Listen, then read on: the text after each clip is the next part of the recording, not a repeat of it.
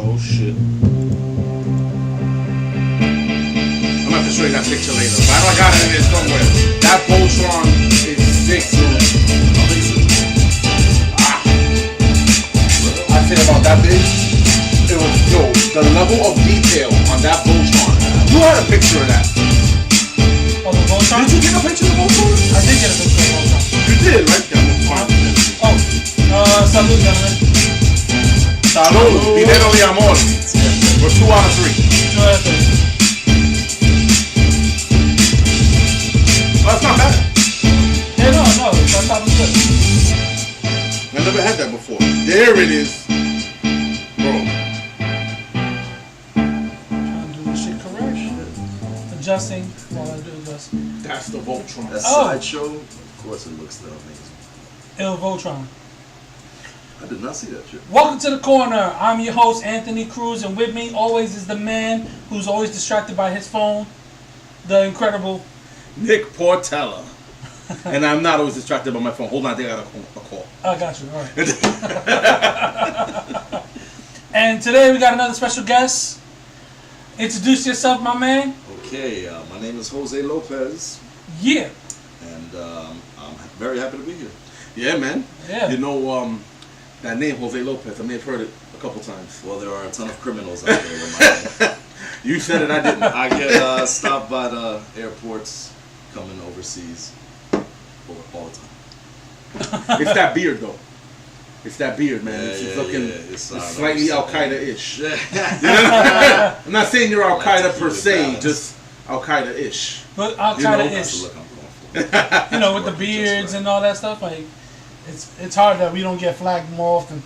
Listen, have you seen the way a lot? Nah, but that's Extra dirty. all joking aside though. Like a lot of these the young kids walking around, they got the straight Jesus look. Yo. They all look Arabs to me. I'm Yo, looking at everybody funny. Everybody, Like, what are your intentions in this country? everybody's catching salty looks. Everybody's getting looks. I go to airports and I just see too many young guys of all colors and shades with these long ass beards, and I'm like, I don't trust none of you motherfuckers. Yo. Y'all all are like y'all ready to drop a bomb somewhere here. Yo, for Everybody like, I see a guy drop a suitcase and walk away. I don't trust him. Police, security. He just went to the bathroom. Bullshit. He dropped it right there. I be seeing some soul glow in them beards. You know it. Dudes, I don't Especially in know. the black dudes. That's No, too much. hey, Oh, not man, to yo. be racial, but them black dudes got the soul glow Yo. in that beard. Dudes, That's a lot of Morenos beard. like their hair, man. Oh, They you like ain't their lying. hair. They want to keep that shit moist. You want proof? Watch The Flash. Check out Wally West. Yo. That boy's hair. You been watching The Flash? You been watching The Flash? I actually have. I haven't caught up, so no spoilers. Have you seen Wally this year though? Have you seen what Wally West looks like? season? I saw him. Before you had the little he just kind of got fro, kind of- kidnapped by what's his face? Savitar. Yes. Oh, when Savitar grabbed Okay, him? so he's not in the current season. Oh, you're not in this season yet. nah. Oh, believe me, you're for a treat. His joint is even greasier. Yo, he got he took out the snappy nappy dugout. Now he got like his shit. But one thing is that he keeps his shit moist. Yeah, You no. can tell He his shit does- is he does moist. keep it moist. Word up. Yeah, that shit Shout out is to mad Anthony, bro. moist. Yeah, man. I like what he did with Wally. I do, but that hair is killing me. Yo, That hair is killing me. And then the funny thing is, you got Joe walking around with his typical, like he's kind of bald and got a little bit of nappy hair in the back. Iris got his hairline is serious. His hairline is serious. His hairline could have its own saga. Dude. And then you got Iris, who is clearly wearing a weave. I'm not saying names, but Weave-tastic. that Yo. shit is unbelievable. But that's all right. She's a good-looking girl. She gets away with it. Yo. I'm mad at Barry. I'm not a fan of Iris. Yeah, she's not like my. Listen, Felicity got it. No. Felicity got it. Yeah, Felicity's number one. Felicity and Even all. she got annoying. I don't like the whole her and Oliver romance. I never Really? liked it. You're one of the few guys ever here say that. Because I really enjoyed it. Yeah, I no, was actually rooting for them. Yeah, I was actually rooting for them a couple too. times, but that's just me. The only time I smack wanted to women. smack her was when. The only time I ever felt the need to really like put my hand through the TV and physically smack the blonde off of her head was when she got pissed at Oliver because he didn't tell her about the kid. When that was clearly not his fault. Right. Yeah. Yeah, of all the secrets he kept. Up to a point. Yeah, of all the secrets he kept, I understood Right. that one. That's Like that one made sense to me. I got why. And she just like bounced on him. I didn't like how she would set up a lot of the drama, and then she would like entrap the dude, and then when he'd react a certain way, she would just be tight and get all dramatic, And dude, it was just too much for me. I was like, nah. Do something about these. I recognize that level of hate, and that was my same level of hate with Lana in Smallville. Stand that chick, bro. I could not stand that chick. You know, I blame Lana. Dumbass expression. My ass off when she'd be crying about. Am I the only guy that rooted for Chloe?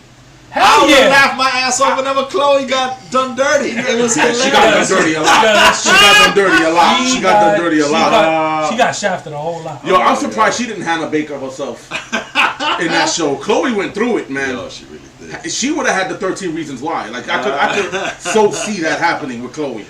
You know, it just no matter what she did, like no one showed more loyalty to Clark than Chloe. Right. And it was just never enough, man. And then she meets a dude. Let that be a lesson for her. Yeah, that really is. That was a life lesson, man. There's more shit about Chloe. We're gonna get to that in a second. And then not to mention she met a dude. Then he died. You know, the other Olsen. They lost me at that point. Yeah. But one of the Olsen brothers.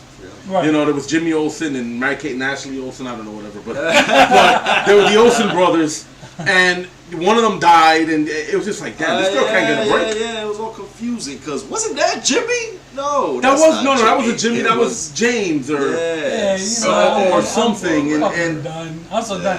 And Lana had. So who's the real Jimmy? Was it Iceman or Iceman's brother? Because it was Iceman that played Jimmy. Yeah, but then his brother came along. Yeah, I don't know. I confused the hell out of all of me too. They made him a twin. I don't know why they had to make him a twin. Yeah, you know, I don't get it.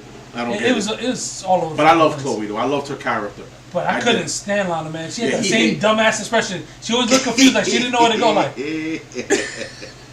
I blame that on the writers more than I do on Lana. Because in the very beginning of Smallville, like early on, the first like 2 or 3 seasons, I was pulling for him and Lana because it worked. You know, the whole chemistry worked. I was pulling for Clark and Lana in the beginning. But then after a while, I just was like, fuck them all. Fuck them all. I'm tired of everybody. Se puede ir pa'l carajo todo el mundo. I'm done with them all. I was done. I forgot what season. I think it was season 5. Mm-hmm. When they turned. I checked out. He turned his boy into a Gumby. Yeah, when they turned Pete Ross into like Plastic Man. Yeah, it was like he chewed some gum. Remember? Yeah, he had that. Remember when 5 gum was all the rage? Right. So he ate some 5 gum, and then it was laced with kryptonite. And then he turned into Gumby. I was like, I'm fucking done. Yeah. I'm done. Well, you know why you forgot it? That's because your mind purposely blocked that out.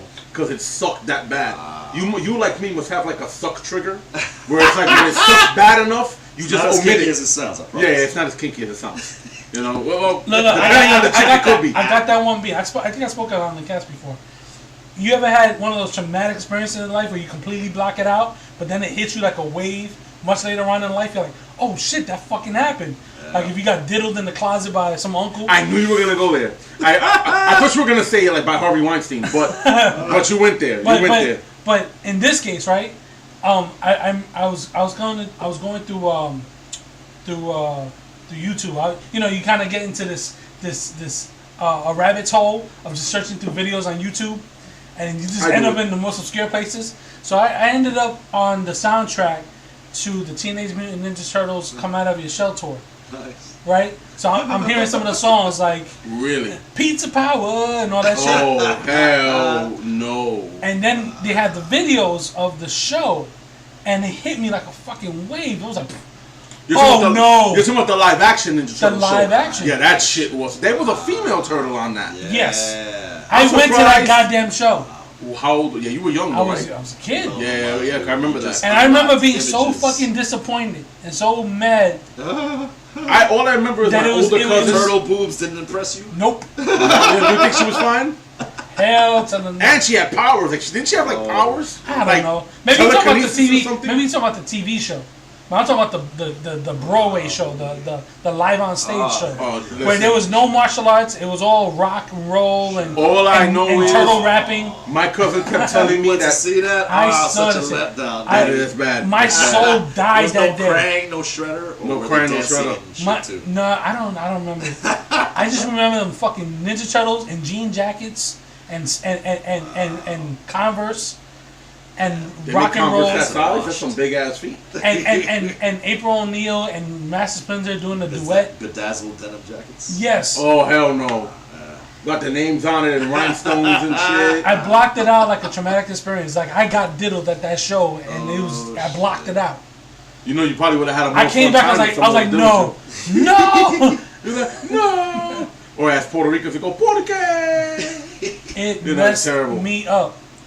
Terrible. It That messed shit me hit you like the chicks who Cosby drugged hit them. Yeah. Right? Like they woke up and they said, oh shit, That happened. that happened. I thought it was just a bad dream. It really happened. Yeah, no. So I understand. That really did. I understand how Smallville did that shit to you. It did, y'all. just like- Smallville did it. I forgive Smallville for a lot, but they were and still is.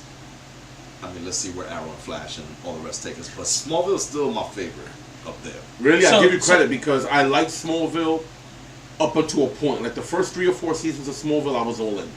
Then they got Mother Grubber Then ridiculous. it just got it got ridiculous. I'm already like, to me, I already put Flash and Arrow on a much higher pedestal than I put Smallville. Hell I yeah. do. Not only because they're a bit, and I say a bit truer to the comic than Smallville was, and even take with a grain of salt because they have their differences. Right. You know, but I just think that the story's more cohesive. The characters have a better chemistry and actually care about what happens to them. Whereas I got to a point with Smallville where I just didn't care what happened to anybody. Somebody saved me To from somebody saved me from this show.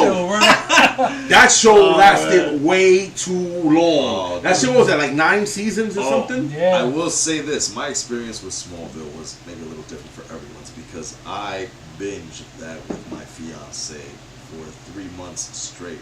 Season 1, episode 1, all the way to season 10. The finale was 10, right? I think it was 10. It was I had 10 DVR'd in my cable box back in the fucking day because without DVRs in the cable box anymore. I do. Don't get mad. I do. I just did that the other day. I I just X-out recorded a cable, UFC bro. that just happened. Oh, dude, I had to X out cable. Yeah, no, I still got cable. You know what it is? I grew up without it, so I guess, you know, I call it a pleasure. I like having it. You know, it's just something. It's one of those things. You know. So Smallville, I saw boom back to back to back to back, and it always kept me wanting more. I realized that there was some funky seasons, but when they started Season introducing, 6. I don't even remember at this point. But I like the seasons with Zod in them and Krypton in them. Yeah. Then other characters, the Legion of Superheroes and fucking Justice Society. Like I dug that. Well, that I thought like it was the first cool. time I did think that was cool. I was behind some of the stuff on TV. But I stuck out to the finale just out of loyalty. Yeah. But I was sitting there half checked out. If I had a smartphone, it would have been over because I would have known nothing about what was going on. Thank God they only have flip phones then. Yeah, you could have been YouTubing while watching that show. Finale, I'm not gonna lie, it was a little disappointing because they shoehorned a ton of shit. They really did. They really did. I did see the finale. I saw the finale. Not Tom Welling's on Lucifer. I think he's on I Lucifer heard now. he is, yeah. I'm just glad he got a job. Right. I'm happy he got a job because I always thought he was a good actor. I didn't have a beef with him. I wanna It's just see the him. writing direction. I wanted him to reprise that role for Supergirl. Because they had gotten somebody else to play Superman. I would have liked to have seen him. Because he would have looked a little more, like older. Like a much more... The guy that got playing him, he looks as young as her. You know what I'm saying? Yeah. And I don't know, it just doesn't jive with me too much. You know what, though? I think... He's good at Clark Kent, though. Yeah, he is. I've seen that bit of him there. You know, I think there's always room for it, though, only because they've explored that whole multiverse thing. Mm-hmm. Yeah. So they can always jump into a world where it's the Smallville continuity, not the Supergirl continuity. Yeah, that option is always open. Why not? Because of the whole multiverse thing. It's just one of an endless amount of parallel universes. So they can always jump there if they want. They could throw him with the silver, you know what I'm saying? The silver with the silver on the side. Yeah, they can that'd be dope. That'd be dope. That'd be dope. Because look, I like Tom Welling. For the longest, everybody wanted Tom Welling to play Superman in the movie. And that didn't happen for a variety of reasons. But I like Tom Welling. I think he was a good actor. Yeah. I think he played Clark very, very well. Yeah. He wasn't the problem. It's just the writing it went off the rails. Yeah. You know? For 10 seasons, what are you gonna do? But listen, look at Supernatural, man. We're 12 seasons in. We're 12 seasons that fucking deep. show is still the show. And that show is still awesome. Yeah. I thought it would have. Listen, shit. Dude, I'm going to tell you. The show is still good. Okay. It's still good. Listen, I thought that after season 5, when Lucifer came and they avoided the apocalypse and Sam got sucked into the cage, I said, you know what? They're done. They can do no better than this. This is a good way to end the show. It's finished, right? I couldn't see it getting better. Then when they brought back another season, I said, oh God, here we go. Now they're beating a dead horse. Now they're beating a dead horse. But fuck, man. Now it's endurance. You know how Simpsons went 26 seasons, 28 seasons? And you're like, what more can they possibly fucking do? It's like that with Supernatural. Now I was like, all right, what more can you do? Now I just want to see how long you can keep this momentum going. But they still make it interesting. And the cool thing about Supernatural is it's never been the highest rated show, but it's always had a very strong rating and a very strong fan following. Yeah, it was strong very enough to just keep it there, and it's always been consistent. And they've shuffled the time slot around a couple times, and it's always managed to stay consistent with the ratings. Right up, the fans went. Wherever it went, the fans went with it. You know, wrong with that. I mean, you just have. There's just so. I look at Supernatural the same way I look at Fast and the Furious, in the sense where Fast and the Furious is all about, it has that family aspect to it. It's all about that family, that friendship, that bond, that brotherhood, that kind of thing. And that's why, as ridiculous as the movie keeps getting, people still keep seeing it, myself included. I'm guilty. We keep going back for more, even though this thing keeps getting more and more outlandish. I'm waiting for Toretto to fight aliens now. They go into space. That's what I'm waiting for. What's been, what else can they do? What else can they do? Driving cars. These guys were car thieves. To the Guardians of the Galaxy. Yeah, that's all that's left. And you know what? I guarantee you, Toretto will fight Groot and hold his own. He will hold his own. That's the plug. Yeah, he's already superhuman. Did you see that fight he had with Jason Statham? My man punched concrete. The last one? I saw it only once. I don't even remember. Dude, he punched concrete. Jason Statham hit him with a wrench, and I'm talking a metal, I don't know if it was a pipe wrench or whatever, a hydro wrench. He got up and kept coming. Wow. I'm like, this is fucking insanity. They're trying to step up the game from like the 80s action hero, because Arnold never took no wrench to the face and kept it moving. No, but Arnold did kill a whole island of soldiers in Commando. I mean, that's what I'm saying. And he was a magician too, because he on one side of the island. They shooting at whatever the hell on the other side of the island. They were just so scared. They were just shooting, hoping they hit something. That's what it was. Fear. It was pure fear. Remember, he's John Matrix. You gotta be afraid of them. Were mannequins anyway. Yeah, you ain't lying. I made the clone to myself. You ain't. You ain't lying. You ain't lying. Yo, I learned that from the Predator. I picked up a few tricks along the way. Oh man. Well, going back to Chloe, and this was just in the paper recently. They said that she is the second in command of a sex cult. Like in real life? Yeah. The actress, yeah. I always knew she was a freak. That came out. There's some kind of sex. Knew she was a some freak. Sex cult kind of thing going on, because in the midst of all this like sexual harassment stuff going on, like they'll just bring out everybody's dirt. Like fuck it, we're gonna see. Yeah, Brett Ratner, one of the people you heard about. So she's a sex slave. Kevin Spacey. She's sort of like a sex slave to this one guy, and then she handles all the subsequent sex slaves underneath her. It's kind of like a. She's like the first one. It's like a secret society of sex slaves. Yeah. But so listen, there's tiers and levels. Right. So she has her people. So she don't get pissed on. She has her slaves. Yeah, she's up there enough. Right. Yeah, you don't piss on her. All right. You piss on the people under her. So I've read. All right. So that's what's going on. Yeah. You know, Piss she may swallow, but you don't jizz on her face. Right. You jizz on right under her. They get the right in the eye, the money shot. Piss flows downwards. Piss flows downhill. Yeah. Okay. Of course. Let's make sure where R. Kelly stands on this. Yeah, no. Listen, you know what? Look, of all the horrible things he could do, that's hardly the worst. Listen, as long as they're all consenting adults. At least they have a hierarchy system. Yeah, they're making sense of this. R. Kelly shit is all fucking out of whack. You need an organization. Yeah, it really is. It started with Aaliyah, all fucked up. Now you heard about R. Kelly's sex slave too, right? What? You heard about R. Kelly's sex slaves? No, I did not. He really does. I was joking. No, that's just been in the paper, dude. Seriously? Recently? Of course. I mean, in the past month. Wow, you just dropped some knowledge on me. Yeah, apparently he was keeping sex slaves in his house. Well, okay. Were they drugged? No, not that I'm aware of. Were they being held by force? I don't think so. They can't be age. Were they above age? Oh, I don't know. That's the question. That's the part I don't know. He likes pissing. He likes to piss. Like the mother of one of the mother of the girl, the mother of one of the girls, like. Listen, you know I what? want her bad. she don't know what she's doing and all the stuff. Look, you know what? Look, if they're consenting adults, you know, as long as he's not raping anybody, drugging anybody, holding them against their will, hey, you know, it's a free for all. If that's what Chloe wanted to do, it's just an open buffet for women's lib. That's all. Hey, listen, if that's what Chloe wanted to do, I'm mad at her. You take all of that, Chloe. Give me that pee. Give me that pee. Listen, you take every inch, Chloe. I ain't mad at you, girl. You know, hey, as long as you know you ain't hurting nobody, there's worse things in life you could do. It was all Clark's fault. If he would have just thought if you would have got with her, if he would have just thought something, that freak would have been all his. Sleep at night, Clark. How you sleep at night, Clark? How you sleep at night? See, even though Lois was kind of hot though. Yeah. That show. Oh, yeah. Erica Durance. That was the best Lois I ever seen. Yeah, that was the best looking. I think she was Latina. I think. He's an avid Lois hater, but he tolerated that one. He knows. He tolerated that one. I hate the Lois character. I've always hated the Lois character. In the comics, I wish her death. Okay. You know what it is? I have some kind of, I don't know what it is, but I have an intolerance toward media people. Like reporters and stuff like that, which is kind of ironic. I'm doing a podcast, but you know,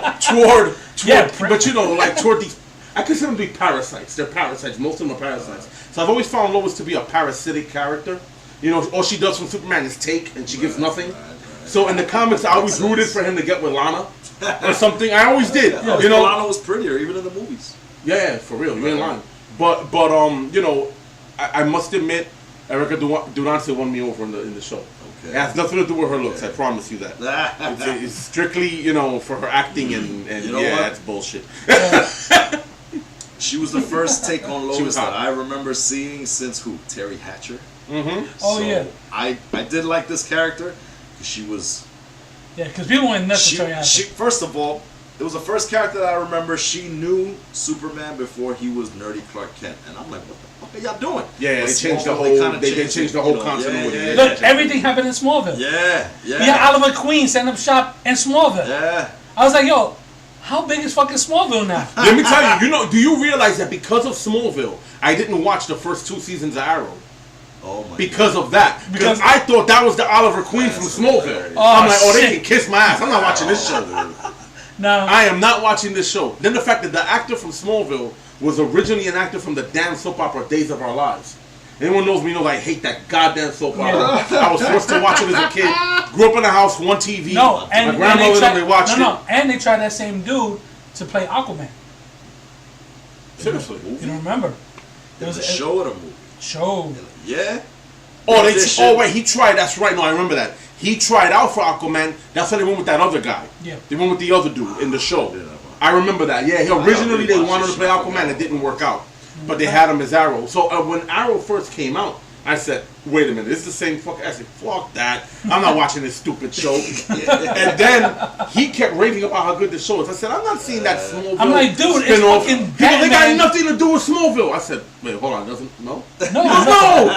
It took a while, and then now I'm hooked. I was like, wait, everything happened in Smallville. So all right. So you have Lois Lane in Smallville. Yeah, Oliver Queen sent Queen in the streets in Smallville.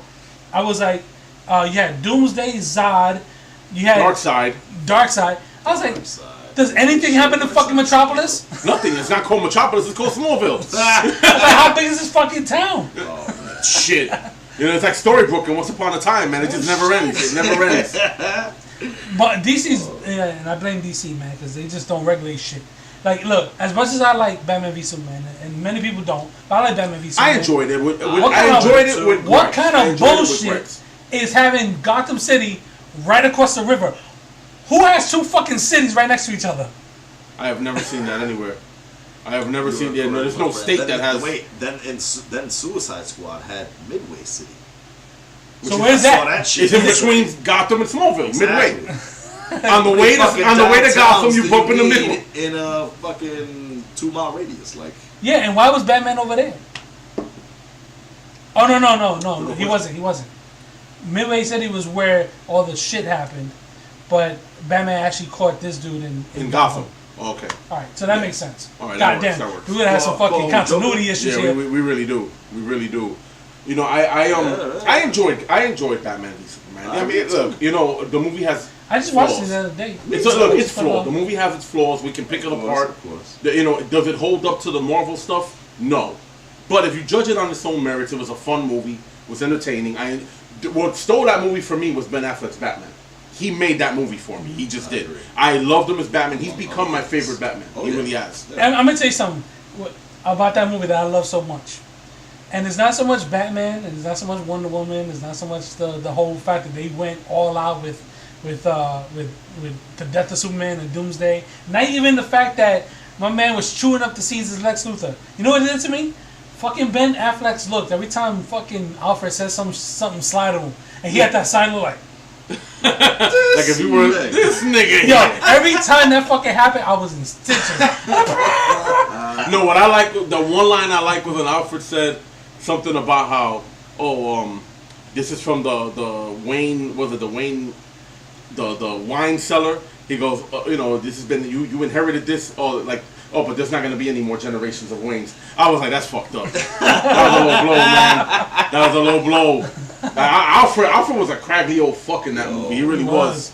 You know, I never thought I wanted a craggy old Alfred, and now that I got one, this is the realest Alfred I think we've seen. I'm gonna take some hot here. Yeah. Ooh.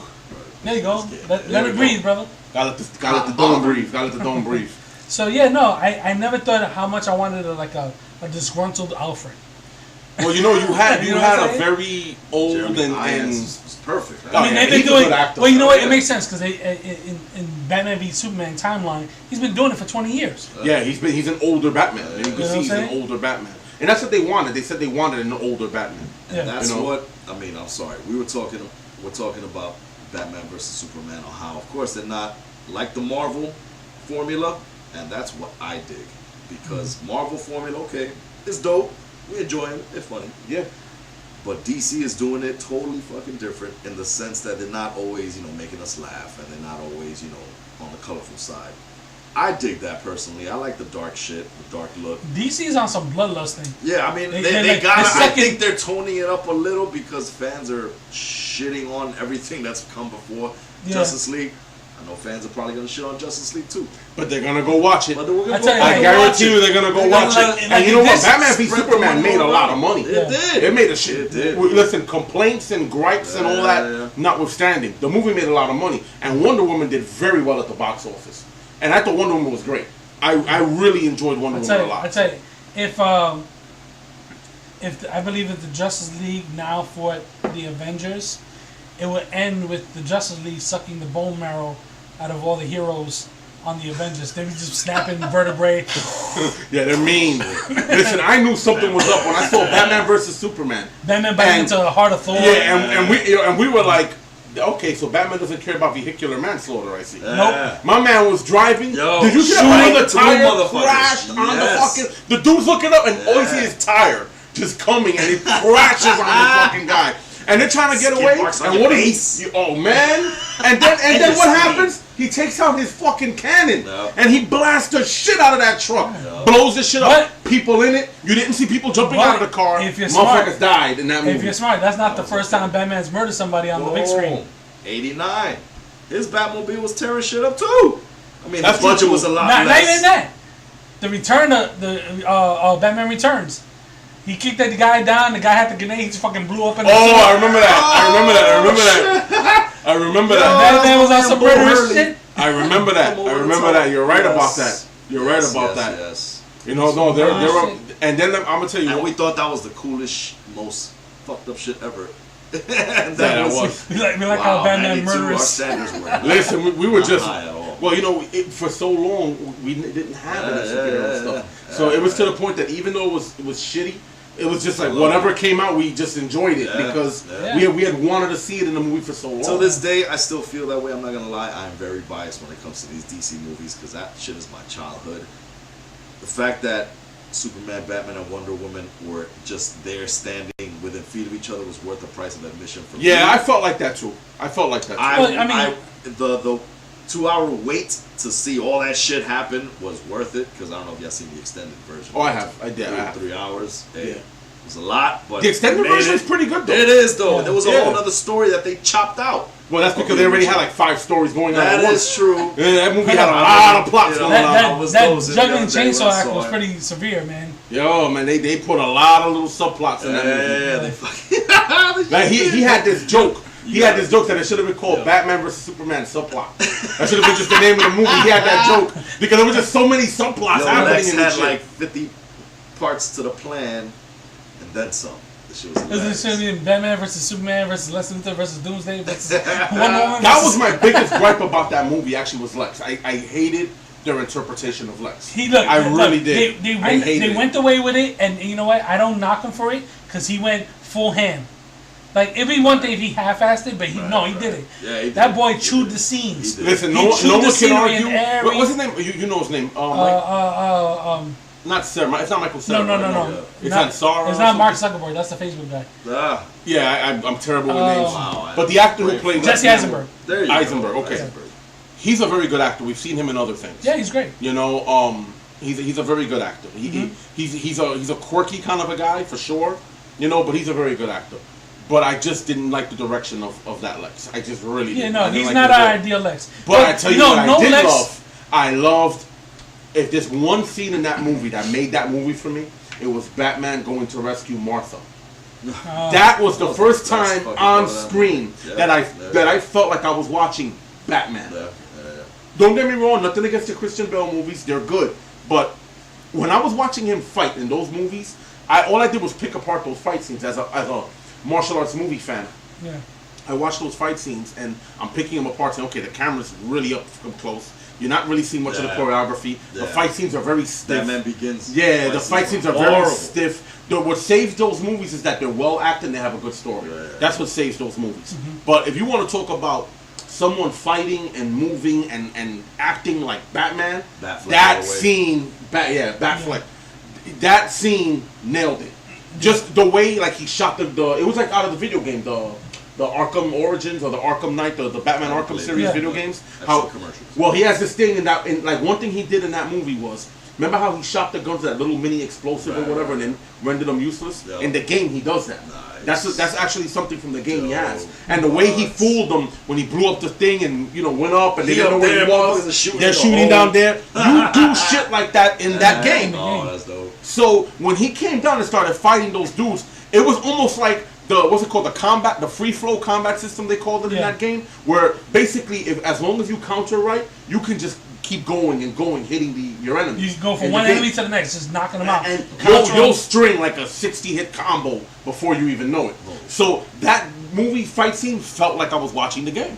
And the way he moved and the way he fought and everything was just, that was Batman. That was the first time watching a fight scene that I felt like I was really watching all Batman. fight scenes in BVS were hands down. Oh, they were great.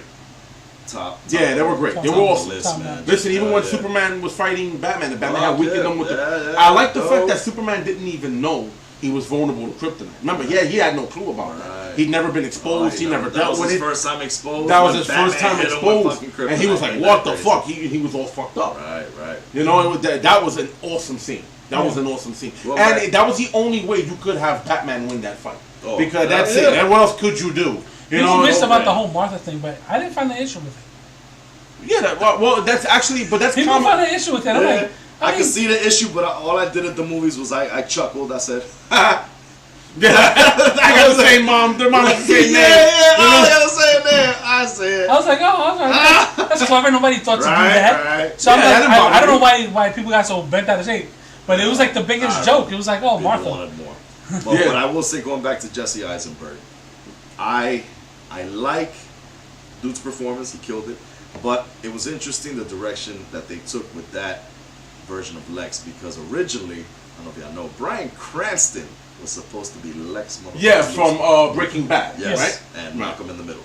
That would have been the most awesome. Fucking Lex Luthor But ever. what I like that these movies have been doing nowadays, DC and Marvel, not so much. More DC. They're doing, Marvel's doing it too. They're doing shit that is new, that has not been seen before. Yeah. How many times haven't we seen older Lex? Yeah, seen true, for sure. And no doubt, well, no, Bryan not Cranston really. would have killed. Because think about it, on the big screen, all we had was Gene Hackman. But he was an older guy. Kevin he Spacey. Was an older which guy. was playing the same Lex. Yeah. Playing the same Lex, which is like our definitive Lex is the one from the animated series. Okay. Sure. Right. He just personified Lex. Right. And then Michael Rosenbaum in Smallville. That to was me the closest was thing. the best Lex Luthor I have yet to see on screen. Uh-huh. That one, because the Lex Luthor I enjoy, like he said, is from the animated series, where he's a genius, but he's a businessman. He runs the city. He has his hands in everything. So you still get the scientist where he's always developing new technologies and stuff, but he's also the corrupt businessman that just has so many different aspects of the city in their pocket. Right. You know, that's what and Michael Rosenbaum was that. And you know, he had a genius level IQ. He was involved in the sciences, but he was also involved in business. He was a man of industry. Right. So when you watch that in Smallville, and when you watched Rosenbaum, who you knew what his eventual fate would be, yet you saw that fall, where he went from a person still trying to be good, still trying to not be that guy, but then life just took him in that direction, and then he became the evil Lex that we all love. Also, you can't. I'm sorry to cut you off. No. I think when it comes to comparing villains, like in a movie versus a show, it's in this whole another plane, because what I've seen really with the Netflix shows is that you can really stretch the fuck out of a character, right, and develop them slowly. Yeah, for sure. Their story and develop them more ever than a 2-hour movie could. Absolutely, absolutely. I mean, that's the benefit of having serials. Dude, benefit of having. Netflix changed the game for me. I'm not gonna lie, because I seen way back when Daredevil season 1 came out, I was like, oh, this is dope. This is dope. Like, I love Ben Affleck as Daredevil. I'm not gonna lie. I did too. The movie sucked, but I didn't think. The movie sucked, but that cringe-worthy fight in the park. Come on, that sucked. Try to justify that. No, I can't. I will not justify what cannot be justified. That sucked. But I will tell you what did not suck. The fight in that, when he jumped those guys in that bar or whatever. No, that was good. That was dope. No, there was highlights to that movie. There was. I liked Bullseye. Yeah, Bullseye. I enjoyed Bullseye. He hammed it up pretty good. Sick. The fight in the bar was fucking amazing, and the whole sonar, the way they depicted the sonar was crazy.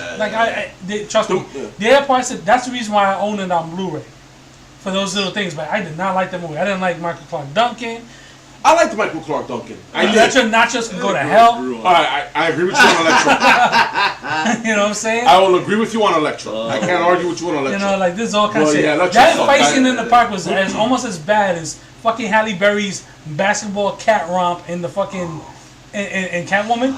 Remember that shit? No, I didn't see it yet. You want to hear? I saw the honest trailer to it.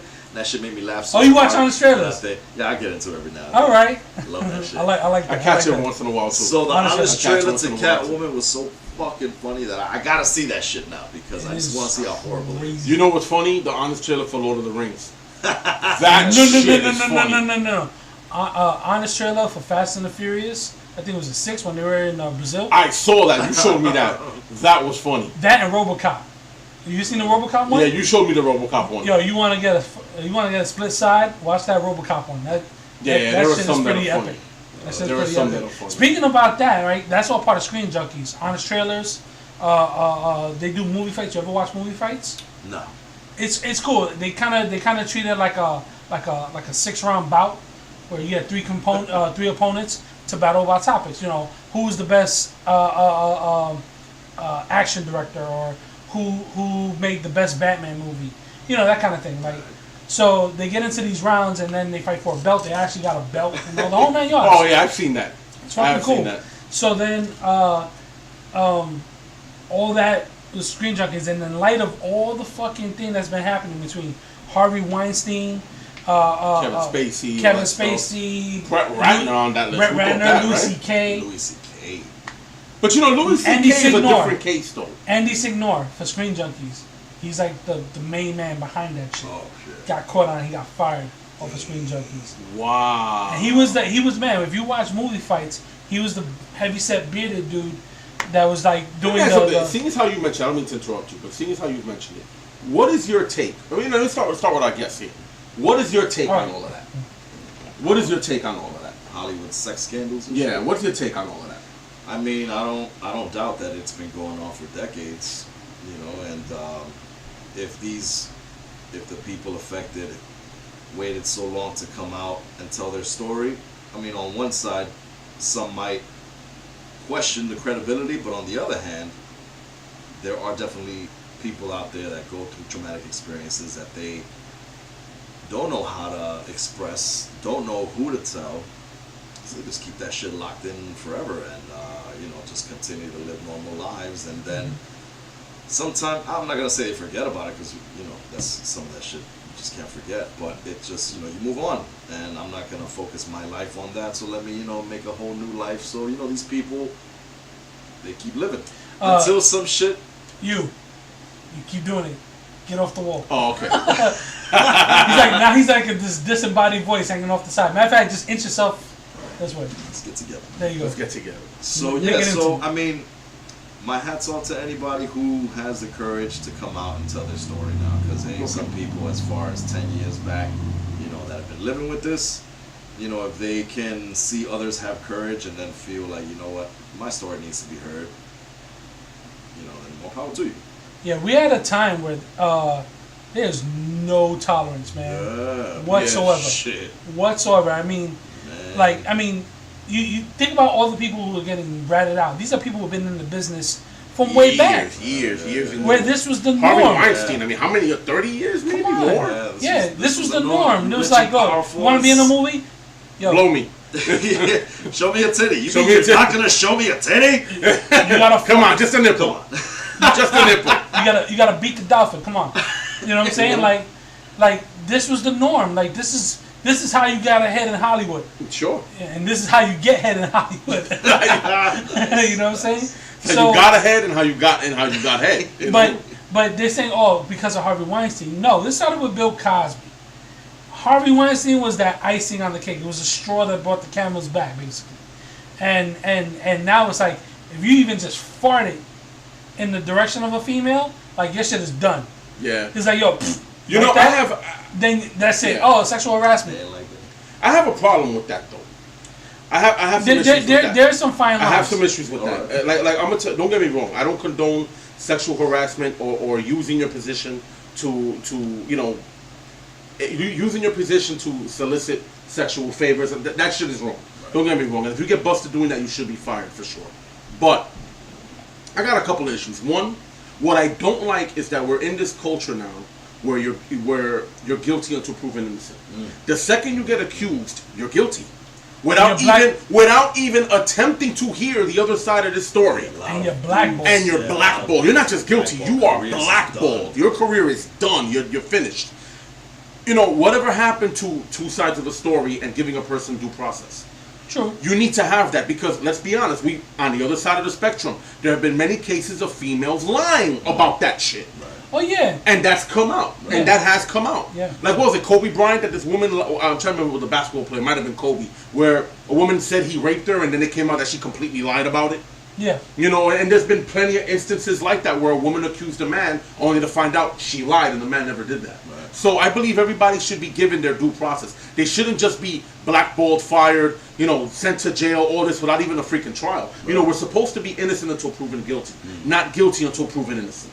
And we've turned into this culture where the second you're accused, you're guilty until proven innocent. Now, that being said, here's where I'm going to sound fucked up, but I want you to follow me for a second. To me, it comes down to how much respect you have for yourself. Now, tell me Harvey Weinstein was raping women, that's a different story. Tell me he was pulling out a gun, different story. Tell me he's drugging them and having sex with them, different story. But if he's coming to a female, a young actress, and he's basically telling her, you want to get in this movie, you gotta, let's say, you know, blow me. As an adult, you have a choice to do it or not do it. How much do you respect yourself? Are you willing to risk everything for your career? Are you willing to say, fuck it, if I gotta blow this guy to make it, and that's what I'm gonna do? If you're willing to do that, don't bitch about it. You did it willingly. It's not like he pulled out a gap, held it to your head and said, suck my dick or I'm gonna kill you. Now we're having a different discussion. It's not like the Bill Cosby thing where he's drugging women. Yeah. That's a different discussion. They have no control. There's no choice there. But if you're telling a woman, you want to get in this, so fuck me. And the woman, you know, looks at it and goes, I really want to get in this movie, so I'm going to have sex with him. And you do it, and then you make it, and now you're this top actress worth $100 million or whatever the hell your money is. Now you want to complain? Why didn't you not do it? Listen, take it to the 90s. Let's go back just to the 90s.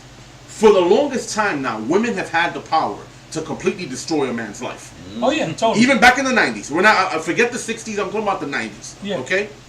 Where a lot of this shit happened was in the 90s. So a woman, she could have easily went at that point and reported him. Went to the police, made a report, made a stink. The media would have jumped all over it back then. It would have took a little longer. It would have taken longer because she's not a well-known person. But think about it.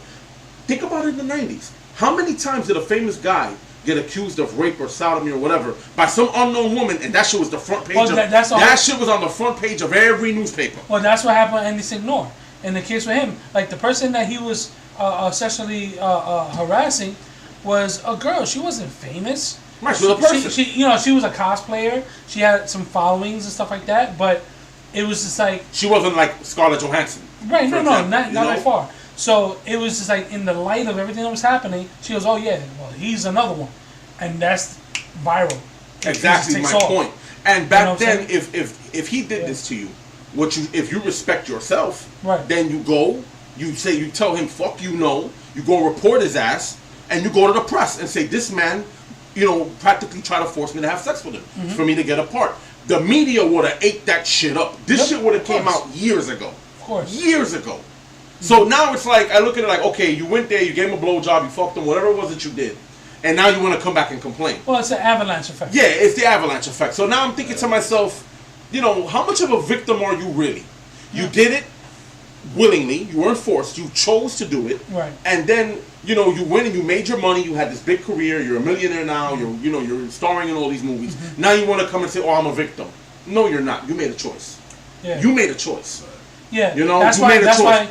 You made a choice. I'm not so quick to call the women with Bill Cosby. Those are victims. You drug those women. That's a different story. If you're talking about a child being molested, that's different. Like the one with Kevin Spacey, Anthony Rapp. He's the blonde hair medical dude that's on the new Star Trek Discovery show. Okay. All right. So he forcibly came on to him. Okay. You know what I'm saying? It didn't get far. But it was just like, it was enough to be like, yo, I'm 14 years old. Different story. That's disgusting. Yeah. That's some predatory shit. That's a different... Now we're in a different discussion now. Yeah. But, as far as this whole Harvey Weinstein thing, I'm like, all right, is Harvey Weinstein a perverted piece of shit? Yeah, he is. Obviously, that whole thing about you want to give me a massage, it's fucking creepy. He's a creepy fuck. He's a creepy fuck. Definitely not a guy you want dating your daughter. For sure. But... I'm not jumping on this whole victim bandwagon. But we're on this intolerance level. So it's no matter what you do, no matter how severe, you get. Now take the Louis this shit in the butt kind of thing. Now take the Louis C.K. thing, right? Now take the Louis C.K. thing. He didn't force anyone to have sex with him. That's not what happened with him. He was just beat off. I think he got high. What was it? He was drunk. No, not even that. And his thing was like, okay, I'm in a position of power now. You trying to get pussy? Not even that. Nobody's giving him pussy. So he's like, look, I want to show you my dick, and they didn't technically say no. So he's like, I'm gonna show you my dick, and that's it. He got this thing where he wanted to go and show his thing in front of people. You know what I'm saying? So he didn't touch him. He didn't force him or anything like that. He didn't say, oh, you're not gonna have a career unless you fuck him. His whole stand-up is predicated on the fact that nobody wants to fuck him. Right. So how does a man like that get off? Yeah, I mean, again, he's a creep. He's a bit of a creep. He's like, but at the same time, does he deserve to be blackballed in Hollywood? No, I don't think so. I mean, it's just the reaction. It's the reaction because of the whole Harvey Weinstein thing. So everybody's like, look, they don't want to deal with it. But my whole thing is this. All right, he showed some chick his dick. He was trying to get laid. He has money. He was trying to do fine. I get that, and that's wrong. Whatever you want to press a charge on him for it, maybe indecent exposure. Fine, okay, but let's keep a little perspective. The guy didn't rape anybody. Yeah. I'm just saying, let's keep a little perspective. He caught it bad too because there's like one of 4 shows on FX that he produces. Right, he had his own show. Louis. Netflix ain't fucking with him no more. Netflix ain't fucking with him no more. Yeah, he had a movie. Does he deserve that? I think that's a bit much. You know, right. Dude, we have people that have served time for murder. You seen that guy? Who do not get treated like that. You seen that guy? The way he looks? That's all he got. Yeah. Why did you take that away from him? He's in there going, It's all fresh off that Weinstein shit. It is. Yeah. It is. It's a knee-jerk reaction. It's a knee-jerk yeah. reaction to Weinstein No, you're not right. just Brent Ratner. Dustin Hoffman. Yeah, like Dustin Hoffman. Richard Dreyfuss. I didn't hear about Dustin Hoffman, but I did hear about Richard Dreyfuss. Oh. Now here's the other part of it. Now here's again where I'm gonna sound like a dick, but follow me. How much of this is true and not true? Because let's be honest here, people jump on bandwagons and they think they can get paid. So if they see one person suing somebody, let's say for $10 million, a civil suit, because a person you say sexually harassed you, now you want damages. You think it's a coincidence that 21 pop up all of a sudden and say, "Oh, he sexually harassed me too"? Yeah, no, it's true. And then you got to think about it too. Come on, like how much of that is money motivated? How much of this happened in the late 1980s, early 90s, where the statute of limitations are well past gone? You know what I'm saying? For sure. You know what I'm saying? So what point does it make to bring it up now? Yeah, you can expose him and fuck up his life, but is your life fucked up? Like, you got to ask yourself these questions. How bad were you suffering, or are you just jumping on that fame bandwagon? Yeah, you want your 15 minutes. You want your 15 minutes, or you want him to pay you out. Yeah. So that way you don't go to court. Oh yeah, I'm gonna drop a civil suit on him too. Here's what happens: somebody puts a civil suit against you, other people can jump on that suit. So now it's like, okay, we're all gonna get paid. Yeah. And it's like, all right, how much of this is real? Let's say that one person is a victim. Let's say the initial person is a victim for real, like that really happened. But then 15 people come out of the woodwork wanting to get paid. How many of them are really victims, and how many of them really just want to get paid? You know what I mean? And that's where this becomes a very slippery slope. Yeah. You know, and that's why, you know, you gotta hear two sides of a fucking story before you just start saying this guy's guilty and he's a piece of shit. Yeah. Wait a second here. You know, before you start jumping There's on that some ones you could jump all over. Like, yeah, okay. Like the Kevin Spacey one. All right, that's different. Bill Cosby, absolutely. Absolutely. There's another one. You know that dude from the '70s show? You got that show, The Ranch, on Netflix? Masterson? Yes. Yeah. He's fighting a rape case. Yeah. Oh, wow. A rape case. I didn't know that. But what's funny about that one, that one's stalling out. I think there's some conflicting stories going on. Right, and it happened, and that's it's stalling the whole thing. Even though there's a surmountable amount of evidence saying that he did, there's something that's stalling the whole thing. But he's in the middle of that. And then there's one more thing that came out was that, you know, Corey Feldman went on to say about, he was talking about Charlie Sheen, right? About Charlie Sheen and Corey Haim.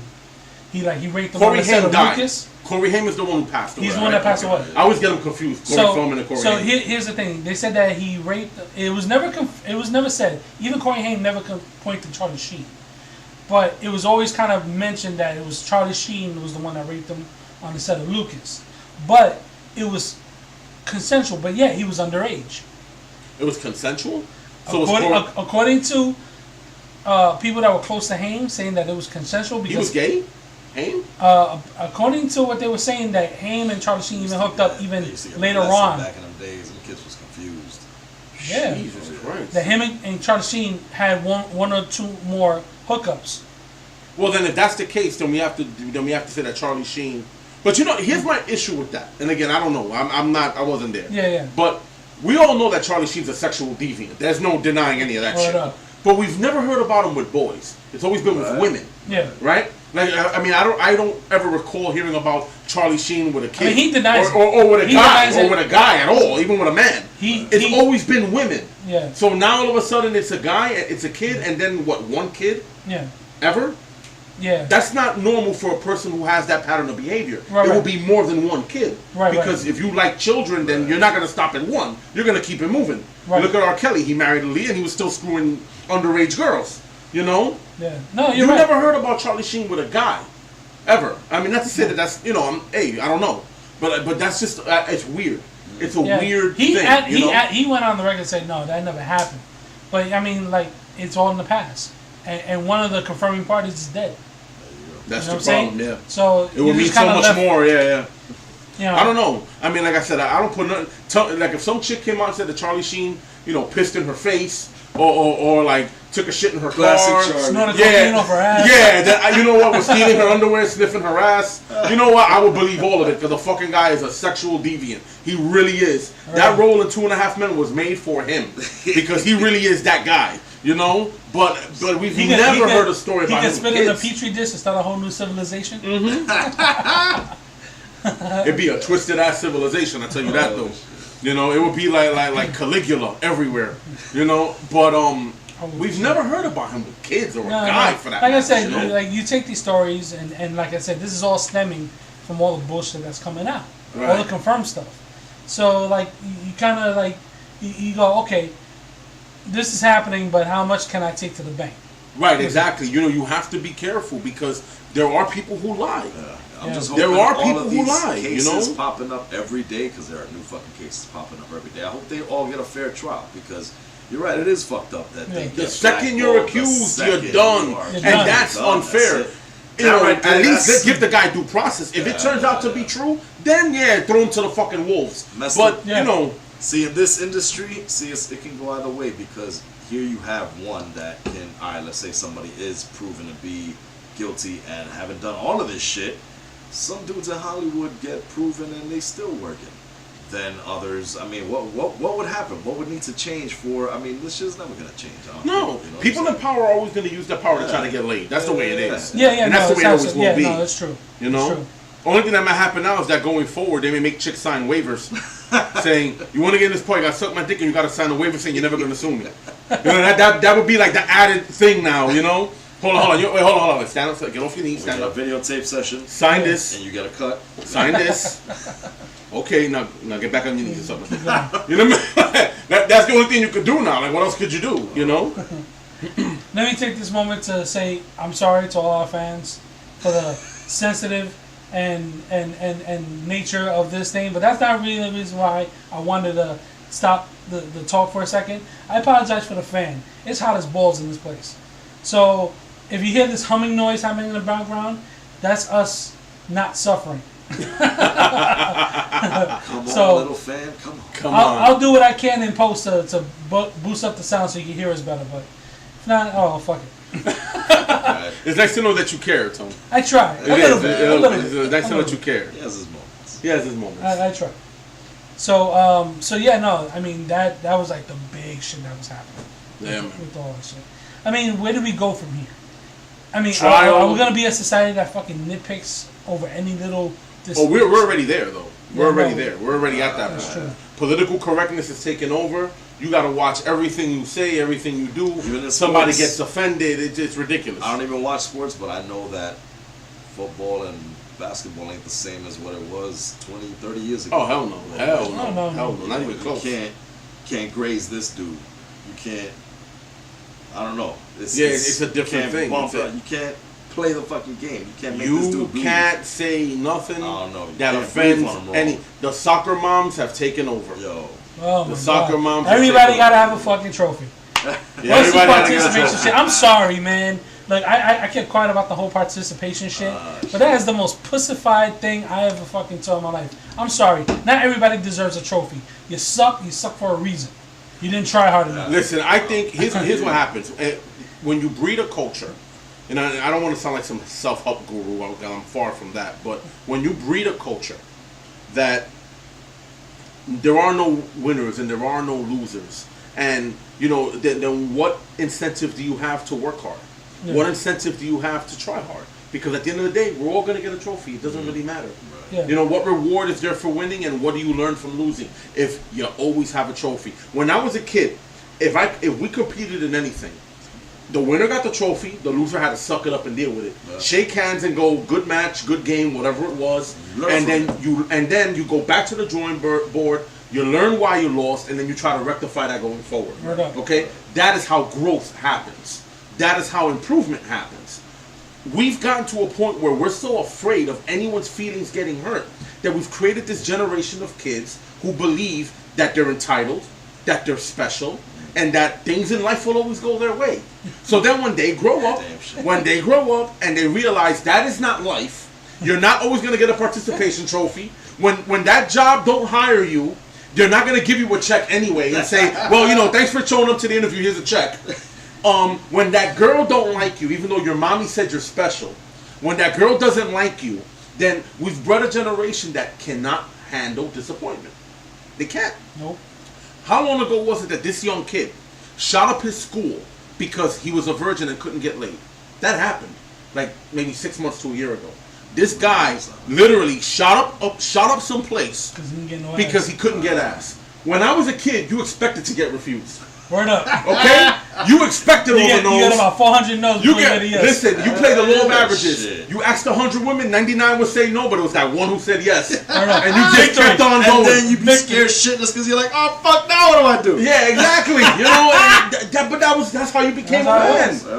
But that's how your game got tight. You got rejected so much, you got better. You see, I could blame these progressive parents, these not baby boomers, but just the generation. You blame the baby boomers a little bit. I blame everybody else because we didn't do our part to check the reality into these fuckers. Like, are you going out in the street grabbing kids? Go, yo, you ain't shit. You fucking shit. I'm like, you ain't gonna be shit. You ain't gonna do shit. Come here, little piece of shit. You a loser. You're a loser. You'll always be a loser. That's called giving them obstacles to overcome. Word up. Tough love. That's gonna embed in their brain, right? And they're gonna go out and they're gonna be like, yo, some stranger grabbed me, told me I was a shit. I had to prove him wrong. That's how greatness is born. That's how greatness is born. But you want to know, when you take the joke away and the satire away, it's true. Greatness comes from adversity. You see it all the time. You see it in sports, especially in combat sports, and I'm a combat sports guy. When you watch combat sports, some of the best fighters ever come from the worst circumstances, right? You look at some of the most successful people ever. Take Oprah, for example, and other people who've been pioneers in business and industry and stuff like that. They come from horrendous circumstances, some of them. Mm-hmm. They didn't have parents, there was divorce, there was abuse, there was rape, there was all kind, their uncle diddled them in Christmas, whatever it was. Horrific shit happened. Now, don't get me wrong, I'm not saying we should go diddling kids to make them better. That's not what I'm saying. That's not what I'm saying. I'm just saying that, I want to clarify that, but I'm just saying that there is no denying that sometimes adversity breeds greatness. We've seen it happen again and again. The problem with this generation is they do not know what it is to deal with heartbreak and disappointment. Nope. Because there is someone putting them in this bubble where everything always goes their way. Again, going back to the trophy. Oh, you're still a winner, Timmy. No, Timmy, you lost. You lost, you got your ass whooped. You need to go back and think about why you got your ass whooped. Not go cry. All right? We're still here for you. We love you. But you lost. Listen, I did boxing for a time and stuff like that. There were times I got my ass kicked. What happened? You had to go back and say, all right, well, I was sloppy. Maybe my hand was low. Maybe I was telegraphing my movements. Whatever it was. You play baseball. Sometimes a team comes and kicks your ass. You know what I mean? But you learn from those things and you get better. But you have no incentive to work hard. You have no incentive to improve. If at the end of the day, everybody gets a trophy and we're all happy. Yeah. There are life lessons learned from disappointment. There are life lessons learned from getting your ass kicked as a kid when you don't do what your parents tell you. You know what that teaches you? Plus, a big factor in all that shit, natural selection. The survival of the fittest? No fucking shit. Did you wear a helmet when you were riding a bike? Did you wear a helmet? No. I didn't wear shit. Shit, I didn't really have a bike. I was up to the elements. If I fucking died out there, that was on me and me alone. The kid who ate, to quote George Carlin, this is the coming kid from who a ate guy, too many marbles didn't get to grow up and have kids. This is coming from a guy who was burned, electrocuted, nearly decapitated. The fuck were you doing that you got nearly decapitated? I almost got decapitated by a motorized boat. What the? Puerto Rico. Wow. Yeah, because my dumbass shifted the fucking gear from neutral to drive, and went flipping back when the fucking boat kicked up, shit. And headbutted in the water, and it was like, holy shit! I'm sitting there like. You learned that shit. Lesson learned. I'm still alive. You made it. Yeah, lessons learned. People who don't get that shit, even strapping helmets onto kids, they don't get hurt. They don't fucking stick their finger with a fork or something into an electrical socket and That's not learn. too. It's funny you say that. You know, like nowadays parents, and I don't want to call out any particular race, but you get it with a lot of white parents. You just do. I'm sorry, it's the truth. All right. When we were kids, there was no such thing as child-proofing your house. Our houses were death traps. You used to laugh at all the tables had points, sharp points. There was knives exposed. Glass was everywhere. Knives were exposed. Knives were exposed, but you were taught, touch that shit, I'll beat your ass. Word up. That was the deterrent. That was the deterrent. It was a chancla. And if you went and got stupid and touched it, they beat your ass. Yep. Or if you were, and then they would tell you, way. don't run in the house. There's glass there, or there's a table there that's pointed. And if you, of course, being a kid, you run around, you fall, boom, you hit your head. What happened? The parent will come, see, are you okay? What did I tell you? I'll be running in the house. But you know it teaches you from a young age. One, there are consequences to your actions, and sometimes those consequences hurt. Okay, because that's life. Because sometimes the consequences hurt. Still that shit. Secondly, it teaches you a respect for authority. Yeah. Do what the fuck your parents tell you. Yeah. Period. True. You I've know, been watching. This is not. I laugh when I watch these parents. Fuck you, mom. Yeah, I'm like, what? Yo, my mother would have taken my head off. Yo, Dad, eat a dick. Eat a dick, Dad. Yo, I'm like, yo, really? Listen, I can't tell you how many times I've been in a department store.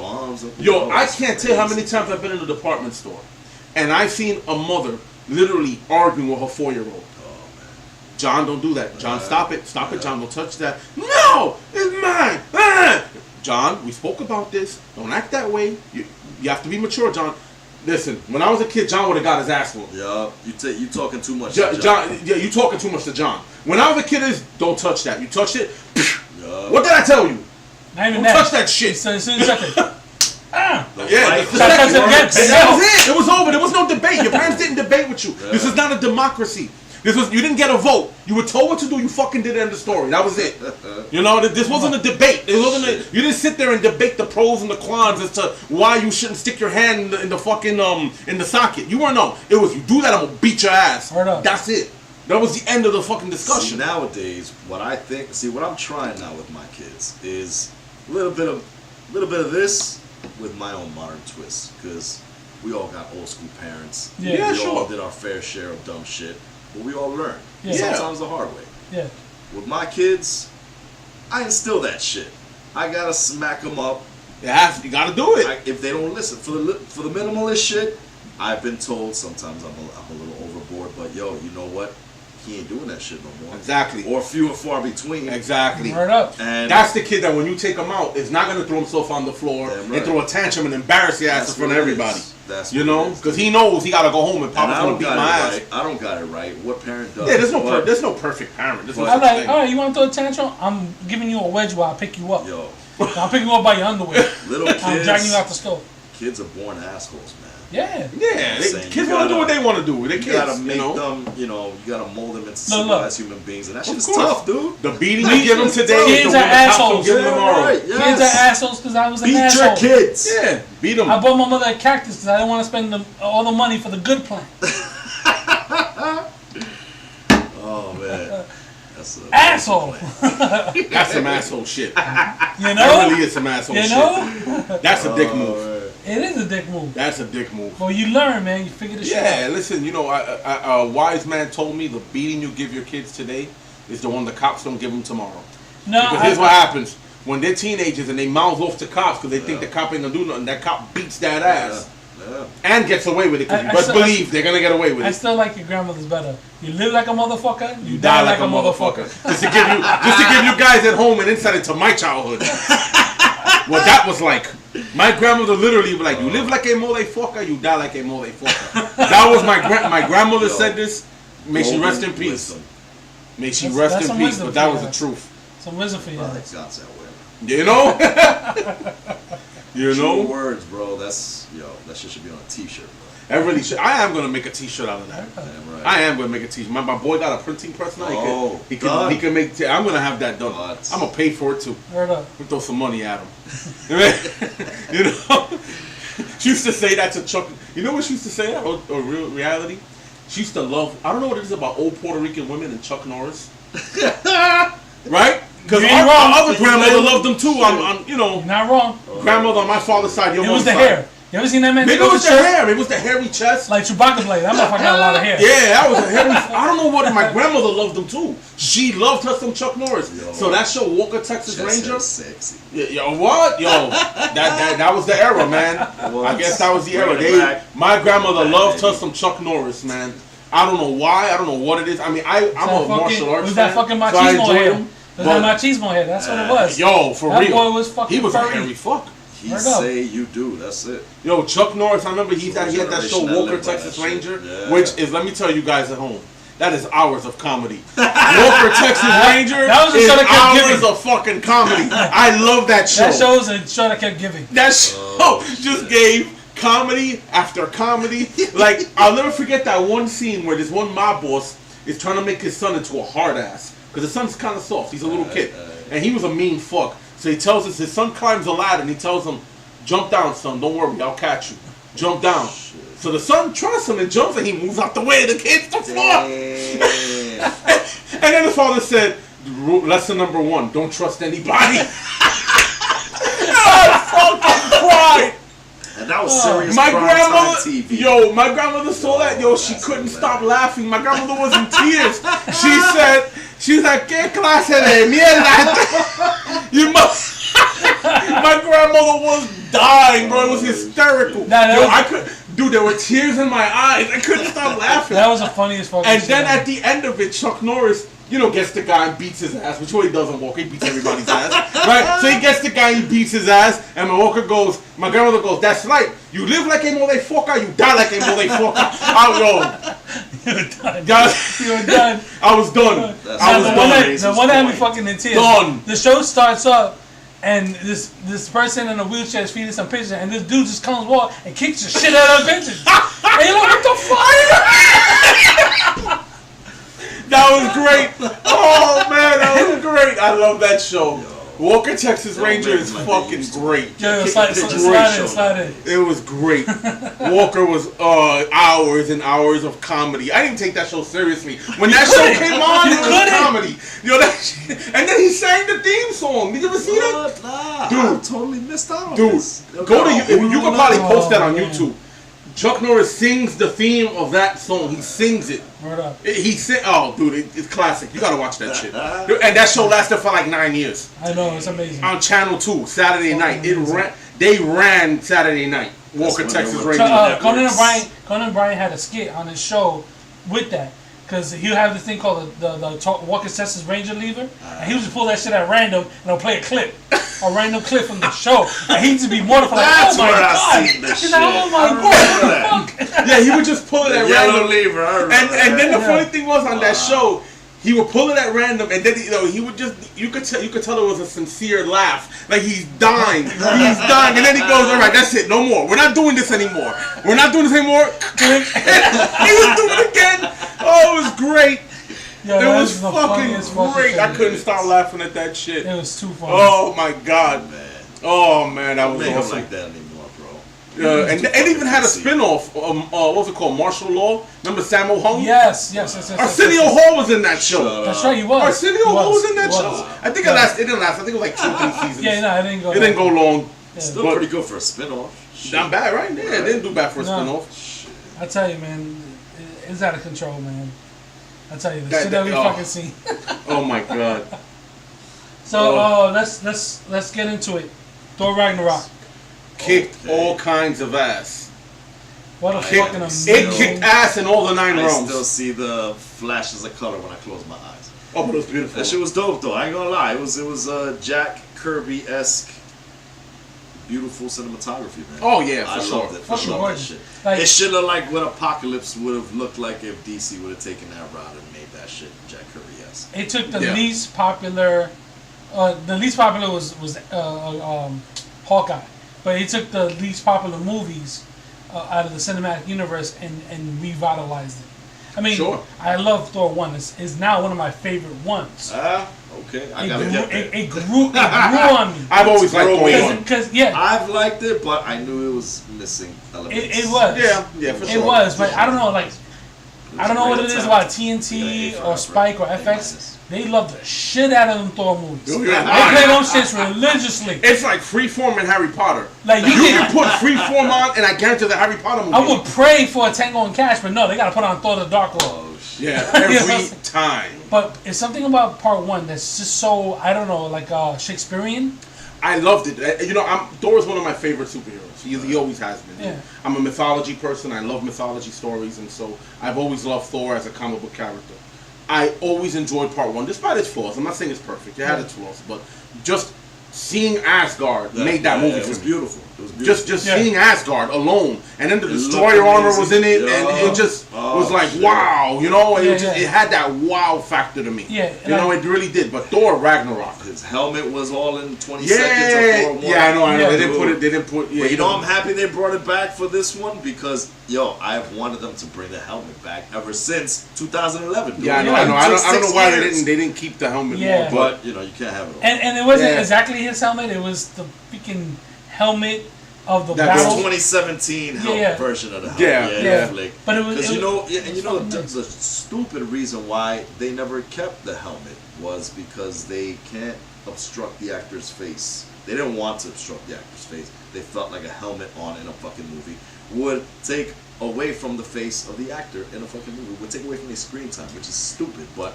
that's how Hollywood works. Well, you know what? If you see these posters, like I will be all cool. superhero flicks, how rare do you see, except for maybe Spider-Man, but even so, how rare do you see the dude in full costume, helmet, boom, gear, boom? No, it's always a fucking face shot. Yeah, only like Iron Man and like, you know, Captain America has the.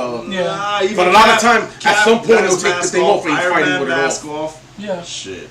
Yeah, it's true. Who else? Hawkeye, they didn't even give him a fucking mask. Yeah, where Hawkeye's just in a regular outfit. He don't even got a whole mask. I want to see Hawkeye in a mask, I ain't gonna lie. Because, you know, that would be a tough feat to pull off. I want to see how they did it. You know, I'm so used to him not having it now. I don't know if I could go back to it. It's hard. Know? It's hard. I mean, you can't do it 5 minutes later. You've been dealing I'm so so away from it now. I don't know if they could go back to it.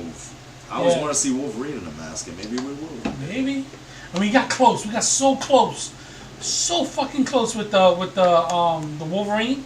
Remember at the little cutout scene or some shit, right? Yeah, at the end when they showed the original costume, or was it Days of Future Past? Might have been Days of Future Past. I think it was Days of Future Past. Yeah. But they showed the original helmet. Drawer?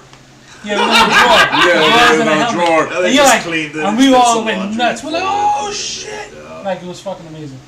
But I mean, that's all they give us. This movie, like Thor grew on me, but this movie was kind of. Yeah, no, I love what they did because like I'm a huge fan of trying something new in comic book movies, especially. Sure, I'm with that. You know what I'm saying? Like even shit that was around 20 years ago, but if it was in a movie 20 years ago, we're not gonna put it in now.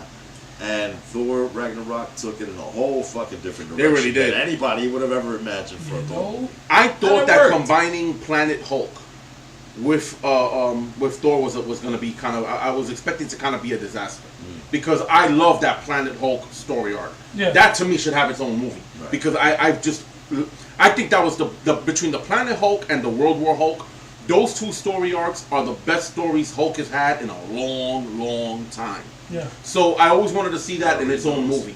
You know, I probably would have been okay with Thor being, having that scenario had they already done a Planet Hulk movie and Thor's just coming there and whatever, but you already saw Planet Hulk. Yeah. So despite the fact that I had that gripe with it, the way the movie presented it just worked. Yeah. It worked. It just made all the sense in the world. They tied it in nicely to how when at the end of Age of Ultron, the Hulk flew away. He ended up on this planet. Having the Hulk talk was a really nice touch. Yeah. They hadn't done that yet, so I thought that was great. Yeah, that was brilliant. You know he has the capability to do it because in the Edward Norton Hulk... Spoilers, many spoilers. Yeah, that's true. It is a spoiler. Sorry, people. But in the Edward Norton Hulk, which is in continuity with the Avengers, he does say Hulk smash when he's fighting Abomination. So the ability to talk is there. We know it's there. Yeah. It's just never been explored. The only other line he had in that movie? Yeah. Yeah. He said that shit. I was like, did he just fucking tell us? Did he just say leave me alone? He did. And yes, remember in the factory? In the factory. In the factory when they chased him into the bottle factory? 2 lines in that whole movie. And that showed you that he got, he thinks about shit. He's like, get away from me. Leave me the hell alone. Yeah. So he's not all. I haven't watched that movie in a while. Roots. I might get popped in. You know what? It's been coming up on cable lately. Like it's been popping up on HBO lately on the air. Well, no, on HBO. Oh. It's been coming out on HBO or Stars, one or the other. I stream legally and illegally. Like today, earlier today, we all do. Like earlier today, I popped in Deadpool, and I was like, damn, I fucking love this movie. Oh, Deadpool is classic. It's classic. It's classic. And Deadpool is awesome. Like there was a point where I got a little oversaturated with it. I was like, all right, Deadpool, all right, got it. And then I hadn't touched it. I bought it on Blu-ray. I hadn't looked at it since I bought it. And then you pop it in again, you know. Yeah, and then I popped it in. I was like, damn, this is good. I tell you, man, but Ragnarok kicked. And one of the highlights of that movie for me, one of the highlights was watching Thor and the Hulk's interactions. They were fucking great. And that fight they had in the arena. Holy shit. Did not disappoint. I thought they were going to do like a quick little fight. They hit each other a couple times and it was going to stop. Oh no, they went in. They thumped. They went in. Yo, and that whole fucking movie. When you start the movie and you start pumping Led Zeppelin, I'm done. You got all my money. Take all the cash. Here's some cash. I need a post-dated check. They've been trying to incorporate that song into the movies for like years. Yeah, because I think Wonder Woman was another one that I thought they were going to do. Didn't they do that Wonder Woman? Or that was just a trailer? For Wonder Woman, that same song. Did they? I don't know. It might have been just a trailer. I don't think DC is that cool enough to where they putting in.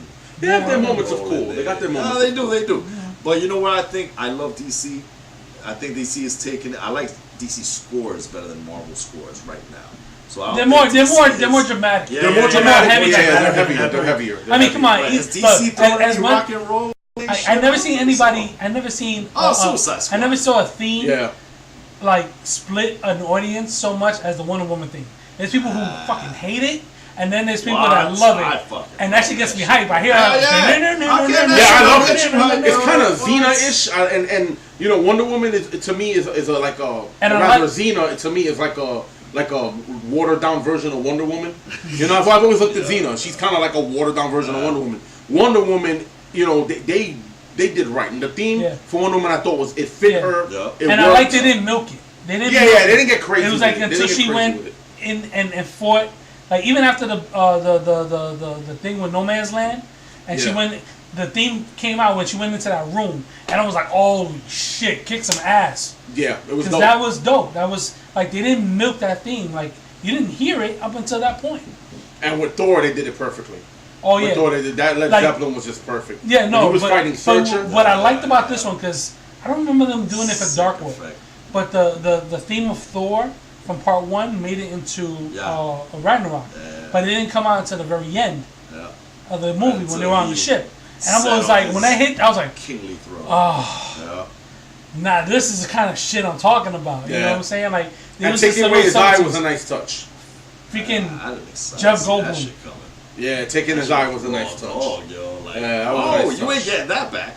Listen, that's not the accurate interpretation of Hela if you're talking about the comics. Because we all know in the comics, Hela's actually Loki's daughter. Yeah. She's not Odin's daughter. You know, so and she doesn't, she's the queen of the underworld. She's really like the queen of the underworld. Goddess of death, yes, but also the queen of the underworld. You know, her powers are more like magical, that she's not always tossing around swords and shit. That was a change for the movie, but let me tell you, it worked. Yeah. But you know what? That was a change I was okay with. Yeah. It worked. Yeah. It fucking worked. It just made her more badass. Yeah, it made her really badass. I like the twist that Odin was a conqueror at one point when they were talking about, and I don't know if you caught it, but it spoke about how there's more than 9 realms. Yes. Remember, in the comics, always been the 9 realms. He only stopped at 9. He stopped at 9, meaning there's more. So I'm thinking future Thor movies, you know, they might go to the realm of the angels. Which remember, when Marvel bought the rights to that Spawn character, Angela, remember they hinted that her realm was the 10th realm. Some shit. Right. And that she was actually Thor's sister. Odin's illegitimate child, daughter. Right. So you know there was another realm that they touched upon. So maybe that's something later on for Thor they might want to do. Maybe. You know, so I like the fact that he stopped at 9. And then Odin had a change of heart and realized, right, enough's enough. You know, it was time to, he had like a Marcus Aurelius moment from Gladiator where he said, all right, that's enough conquering, we're done, let's get this shit out. Let's cut the shit out, and she couldn't stop. So I thought that was awesome. Just such a well-done fucking movie. Oh, he was great. He cracked me the fuck up. You know what I found to be hysterical? That scene where Thor goes back to Asgard and they're reenacting part 2. Oh, that was, and then Matt Damon as fucking Loki was. The guy who played Thor was a Hemsworth. His brother, yeah. Was that Liam? That was it. No, that wasn't Liam. Oh, that's a different Hemsworth. It's a third Hemsworth. Chris, I think. Is that Chris? No, Chris is. That's a fighter. That's a fighter. Chris Hemsworth. Liam, Chris, and there's a third one. It's the third one. I was wondering because I knew it wasn't Liam because Liam Hemsworth and Chris Hemsworth, the one who plays Thor, they look like damn near twins. The only thing is that Chris Hemsworth is much beefier. Right, He's a much thicker guy. Liam's a little bit leaner, but their face is damn near the same. Beefier than both of them. Well, he's shorter. He's a little tiny. I wouldn't say he's beefier, but he's a lot more stout than Liam. Right. Like he's like a little meatier, you know. But that scene was great, and then they had the women singing the theme from the movie. Remember that the theme when the women were singing? That was the theme they used in part 2. Yeah. Like when Frigga died, the mother, and they set her off. That theme when Loki died. That same the same theme that they did. The women that's what was so funny. The women were singing that same theme from part 2. Oh man, that was great. You know what I'm saying? You know what I'm saying? They were saying that Matt Damon is the same character he did in Interstellar. And he landed in Asgard. Oh fuck! Shared universe. Shared universe.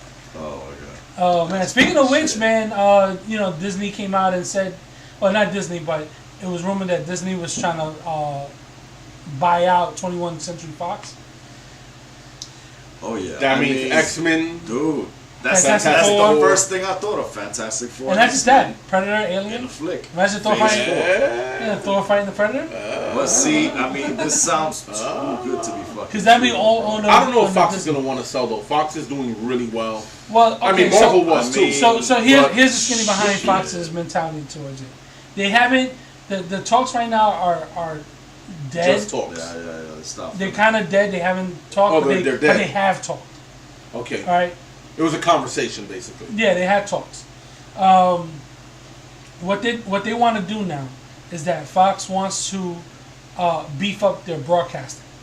Right. Yeah, I've heard. Their television and all that other stuff. So they're willing to let go 21st Century Fox under the right conditions, of course, to kind of beef up their thing because they want to compete. You know, Netflix is streaming and all this stuff, so they want to beef up all that. Now that Disney's gonna get into the streaming market. Yeah, you heard that they're gonna pull almost. Well, I don't know how it's gonna work. If they're gonna pull their stuff, or they're gonna wait for the contract to run out, then pull their stuff. But they want to get. Well, yeah, I'm sure that to avoid any legal thing, the contracts will run out, and then they'll pull their stuff. Right. And then they'll put it on their streaming. Because even they said it, when they start their streaming, it's going to be at a reduced rate. Yeah, it's going to be less than Netflix, but with limited content. Yes. So it's but they're going to introduce all new Star Wars shows, all new Marvel shows, all on there. So they might get my money because just the fact that they have, the Marvel, DC, they might get my money. They really might get my money. You give me a new Star Wars show, I'm all over for it. Fuck yeah. You know what I'm saying? So why not? You want to get some funny, a live action Mulan movie, but made with real martial artists. Tell me that wouldn't be badass. I'd fucking watch it. Because right now, right now, Marvel's killing it. Marvel's killing it. I mean, not Marvel. I'm saying Netflix.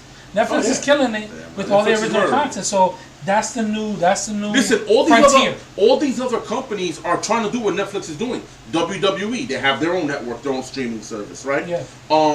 What's another ABC All Access? Actually, ABC All Access. CW has their thing. Mm-hmm. Then you also have, of course, then there's Hulu. Then there's Hulu. Then there's Vudu. Then there's all these other. Then there's an anime one. But CW is free with, like, I guess your Time Warner subscription. Right, something like that. Yeah, like all the other networks.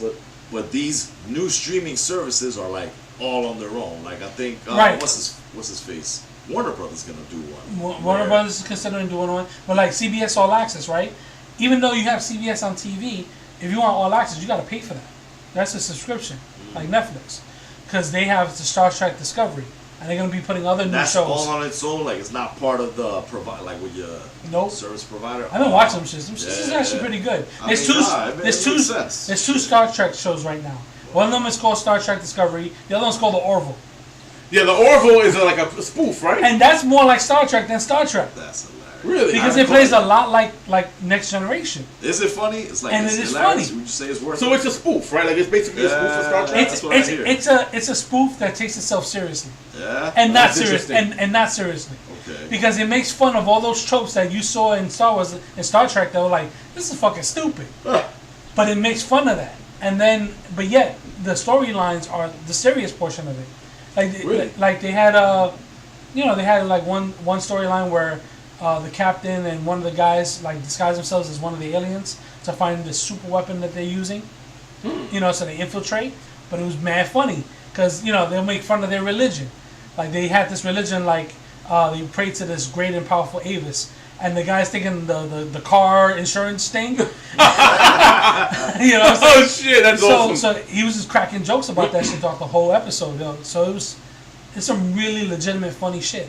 Please, mighty Avis, rent me a Lexus. Yeah, he's like, may your coverage prevent us.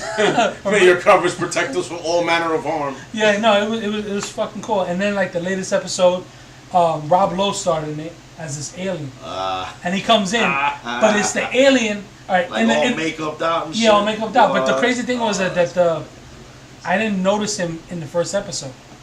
So in the first episode, the main character is Seth MacFarlane. He's the captain. He's the one that does Family Guy and all that shit. So he shows up to the apartment to find that his wife is sleeping with the alien dude. And the guy jizzes from the top of his forehead.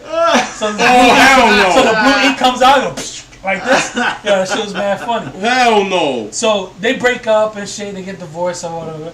And like months later, she comes back to work for him on the ship. Now you have like 9 episodes later, and they're getting somebody on board to do some archaeological studies or whatever.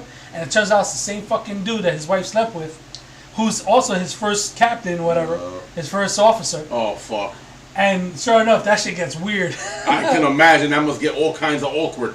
Right? So the relationship is over, but they're kind of on this friendly basis now because they've been working together.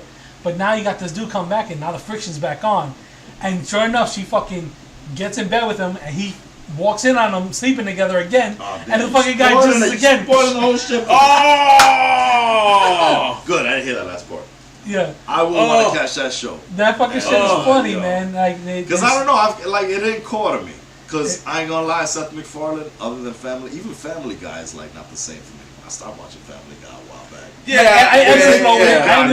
I watch it here, I watch it there. But I still enjoy it for the most part. I love American Dad. That's another fucking funny ass show. Yeah, that's still on. Let me ask you, the Star Trek show that's on now, that one follows the continuity of the movies, right? Like the J.J. Abrams universe that he's created? Yes. Really? Discovery? Yeah, Discovery that follows that continuity, right? Discovery takes place 10 years before the first Star Trek movie, J.J. Abrams movie. Oh wow. Cool. Yeah, so it's dope. And it highlights the Klingon War. Good. So it's actually pretty dope. I'm enjoying it. I'm enjoying it. So they had some good episodes. Before we get too far off topic, let me ask you this. Because we do this for every Marvel movie. Okay, Thor 3. Let's go back to that real quick. Where do you rate Thor 3? I mean, I don't count Avengers because Avengers is a group movie. So you leave that out. It's a group ensemble. We'll leave the Avengers. Where do you compare Thor to all the other single superhero movies? Captain America, Iron Man,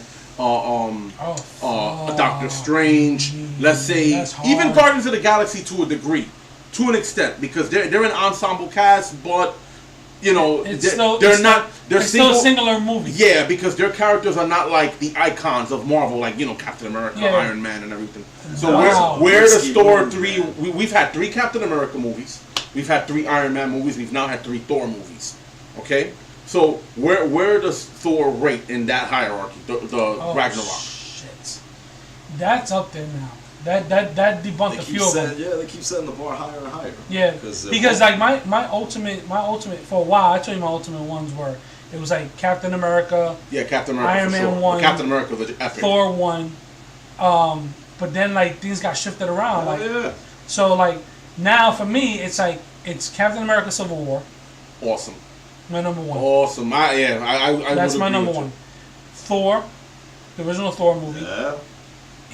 You know what? As much as I love Thor Ragnarok, and it's up there, like I don't know, it's just this love for this. You know what's funny? I put Thor Ragnarok above Thor 1. I wouldn't blame. I wouldn't even fight you on it. I wouldn't fight you. But Thor 1 has a place in my heart for sure. It's just something. I put that movie on the other day, and I couldn't peel my eyes away from it. It was just fucking. It's magical for me. So I'll have to say Captain America: Civil War, Thor Ragnarok, Guardians of the Galaxy 1, Spider-Man: Homecoming. And then, and that's like my top 5. And that's my top 5. And then I have to go with like Captain America: First Avenger, Winter Soldier, Iron Man 1. Winter Soldier is still one of my favorites. Hell yeah, man. Where do you put it? Where do you put Thor? Shit. Thor Ragnarok, that's a tie right now, man. Because I'm going to say Civil War and Ragnarok are like my top 2 right now. Yeah.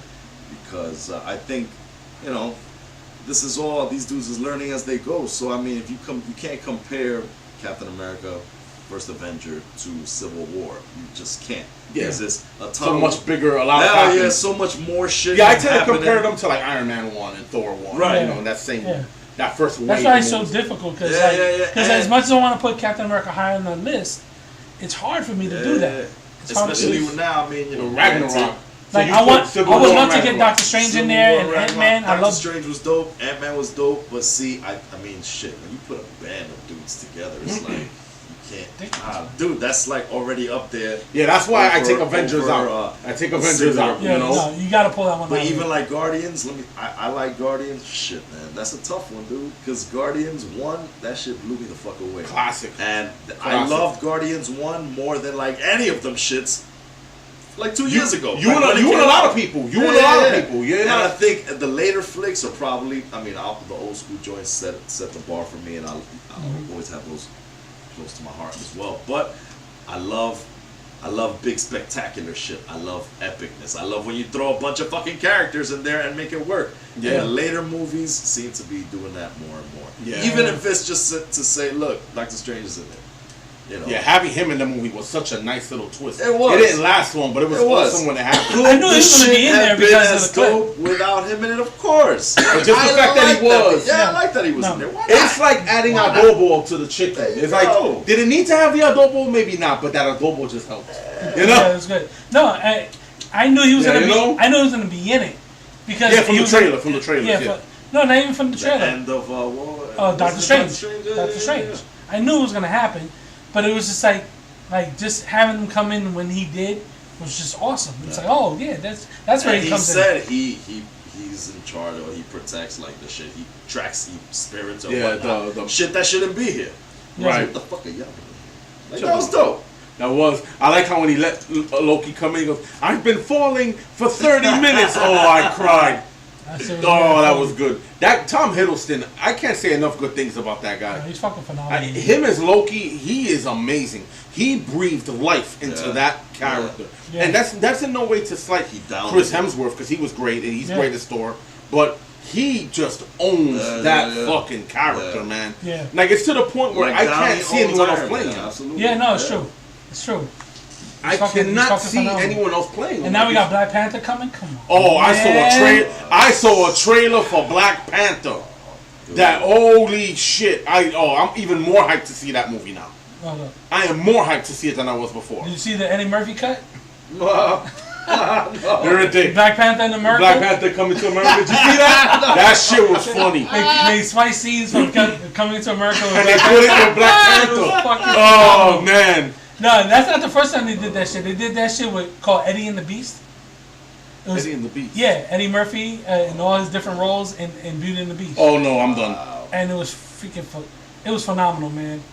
It's like, good morning, fuck you, right? But it was in the town. Yes, fuck me, fuck me, fuck you too. That movie's great. Eddie and the Beast is fucking funny. Classic. Fucking funny. No, but I saw some good trailers, man. The trailer I saw a new trailer for Star Wars. Which just got me open to see that shit. Looks dope. I had to look away because you don't want to see the whole movie. Fucking reveal everything, dude. I was when I first got, I was hyped. I was like, oh shit, Star Wars. Let me just peek. But then mad shit is going on. I know. I literally said, yo, no, I can't. I'm not gonna fucking continue to watch this because I don't even read articles no more, bro. If I see a headline that gives away too much, I get tight. Yeah, I try to avoid it too. Yeah. I do try to avoid it. I try to avoid it. But when we're talking about podcasts, man, absolutely. it's like you gotta read all this shit and you gotta figure out. Yeah, no, for sure. So, but I mean, for the most part, I try to cut myself off. Well, did you hear about what Disney announced about Star Wars? There's going to be a new trilogy. They have the director and everything. Yes. A brand new trilogy coming out. It's going to take place, from what I understand, in the same realm. The guy who directed the Last Jedi is kicking off the new trilogy. Yeah. Right, and it's going to take place in the same time frame as what's going on now in Star Wars, from what I understand. But it's not focusing on Skywalkers. It is going to have Jedi, but not going to focus on Skywalkers. And it's supposed to be something really cool. All right. Looking forward to it. Which makes sense. Yeah, it's about time. How else it's about time. It's about time. It's about time. It's just a natural flow. They're doing all these solo movies now. Like Ron Howard pretty much redirected Han Solo movie. Because they took it away from these dudes, the dudes who did the Lego movie. They fucked up. Yeah, because they were making it so they got fired. So Ron Howard came in and just pretty much reshot the whole goddamn movie. Yeah. So he's gonna get writing and directing credit on it. Sure. So that's awesome. And then they're gonna do an Obi-Wan movie. They're talking about a Boba Fett movie. You know what I'm saying? So you're gonna get in between all our main trilogy movies. Doing that? Huh? Ewan McGregor doing that? They haven't confirmed. It'd be hard. They want him to do it.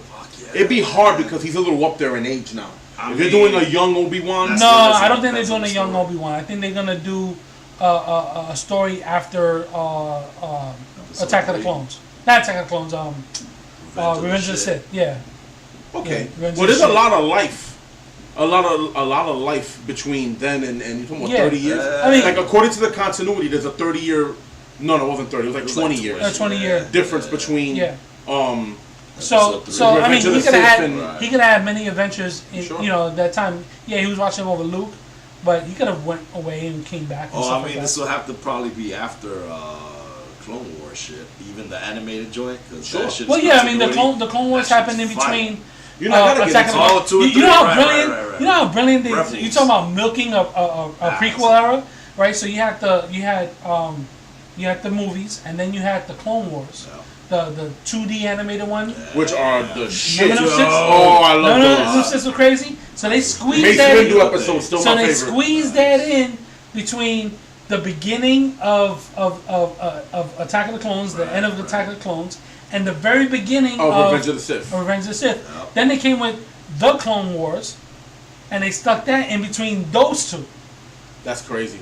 They just kind of wedged it in. Yeah, if you think about it. Yeah, they stuck it between because remember Attack of the Clones and Revenge of the Sith, right? Is he talking about? Yeah. Yeah, that's where the Clone Wars happened. So the Clone Wars, the series took place between Episode 2 and Episode 3. Right. Yeah. Right. But it took place also in between the 2D animated series between 1 and 2. Right, because the first one takes place between Clone Wars and Revenge of the Sith.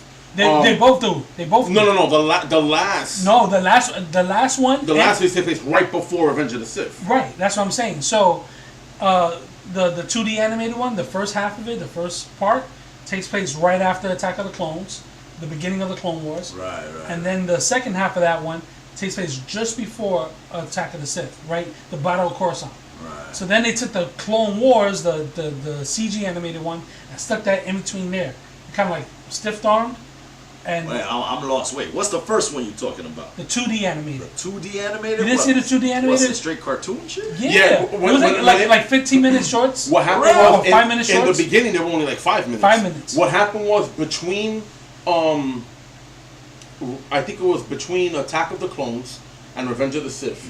Right after Attack of the Clones came out, they released these things called the micro series. It was these episodes that came out on the Cartoon Network, and they were like 5 minutes long.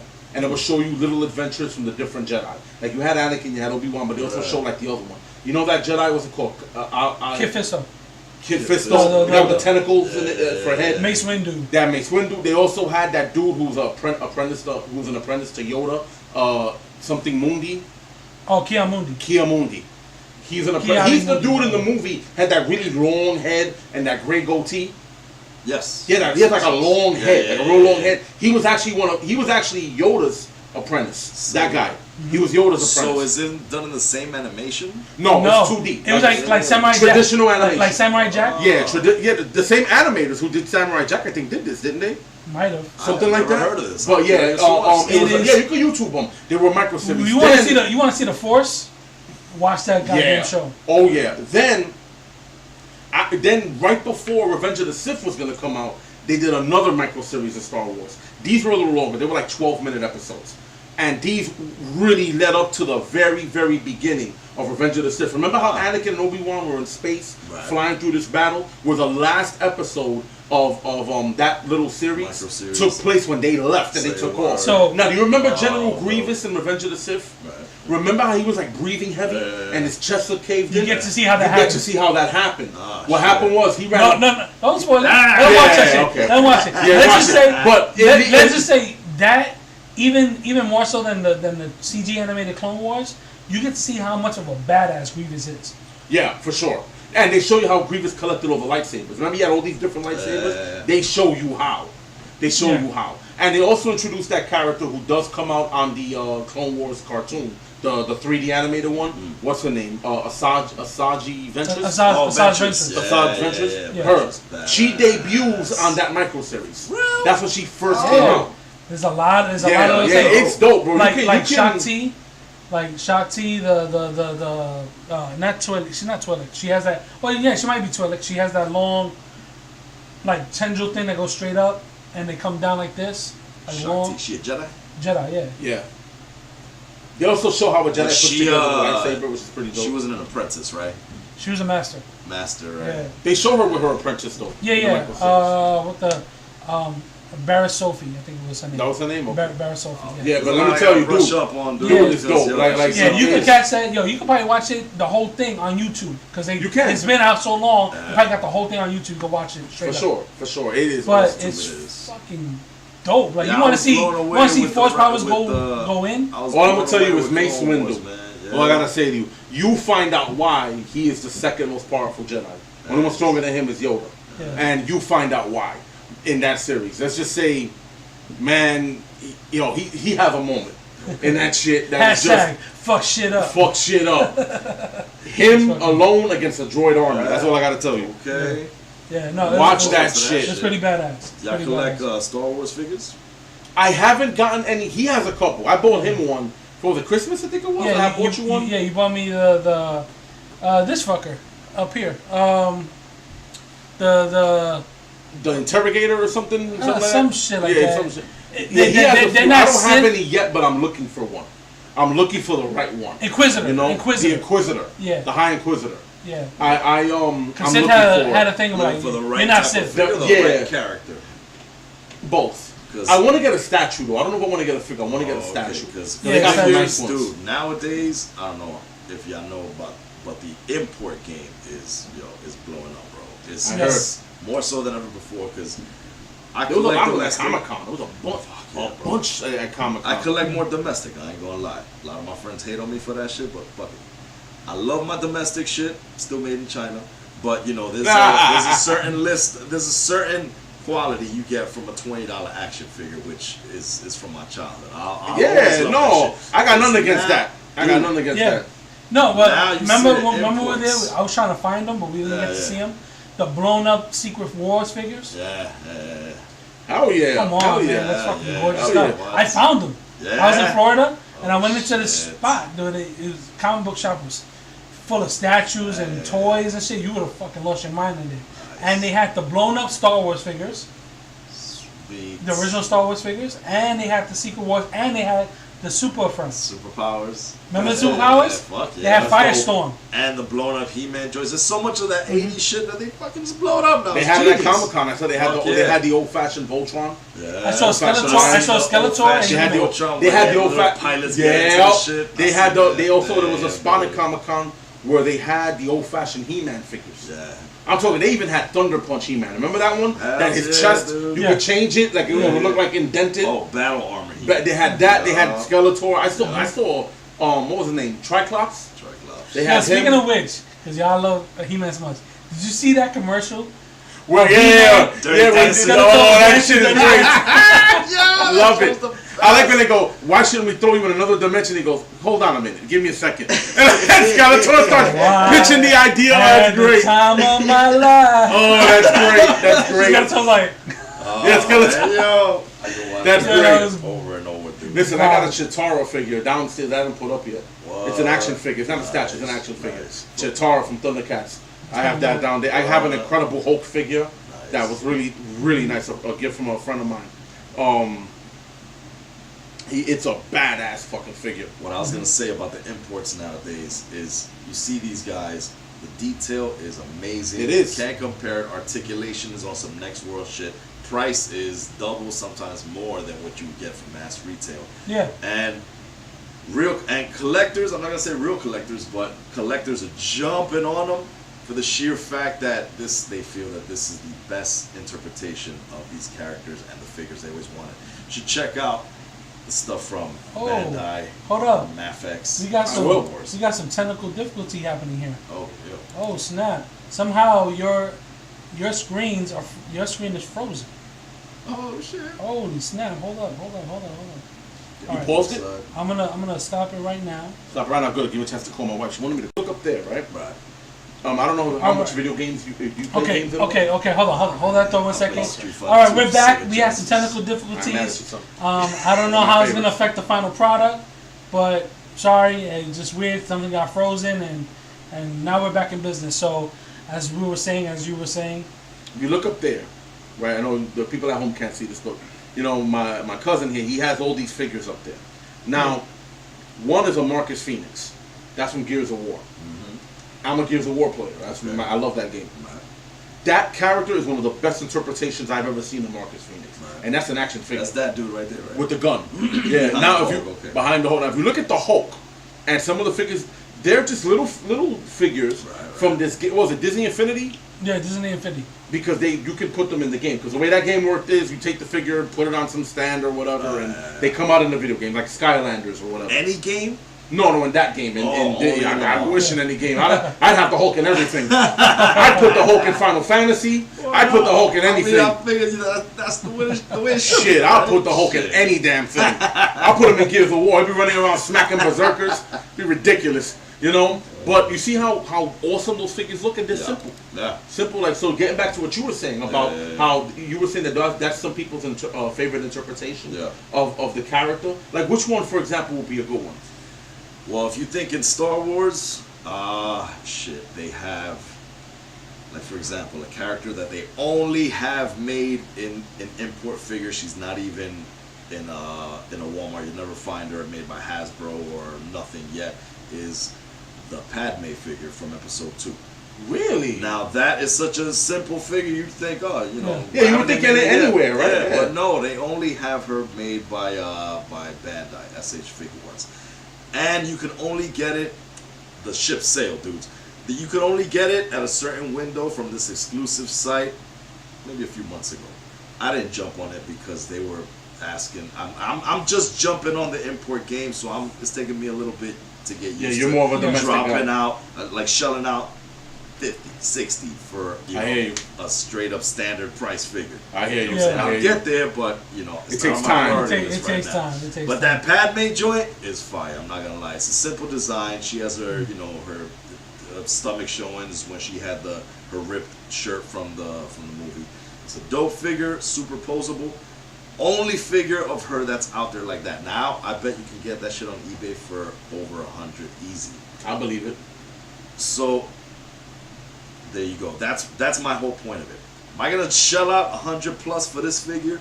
Probably, but if Hasbro's gonna make a version of it, I'm definitely gonna cop that one first. Yeah. Now I'm not saying I'm never gonna get the import. That's a buck and change, but it's all about, I guess, where collectors lie. Like if you're that collector that needs this this imported articulation that kicks anything Hasbro can make's ass, then boom, do it. And that's how it is. Yeah. Like right behind me, if you can see it, those Transformers.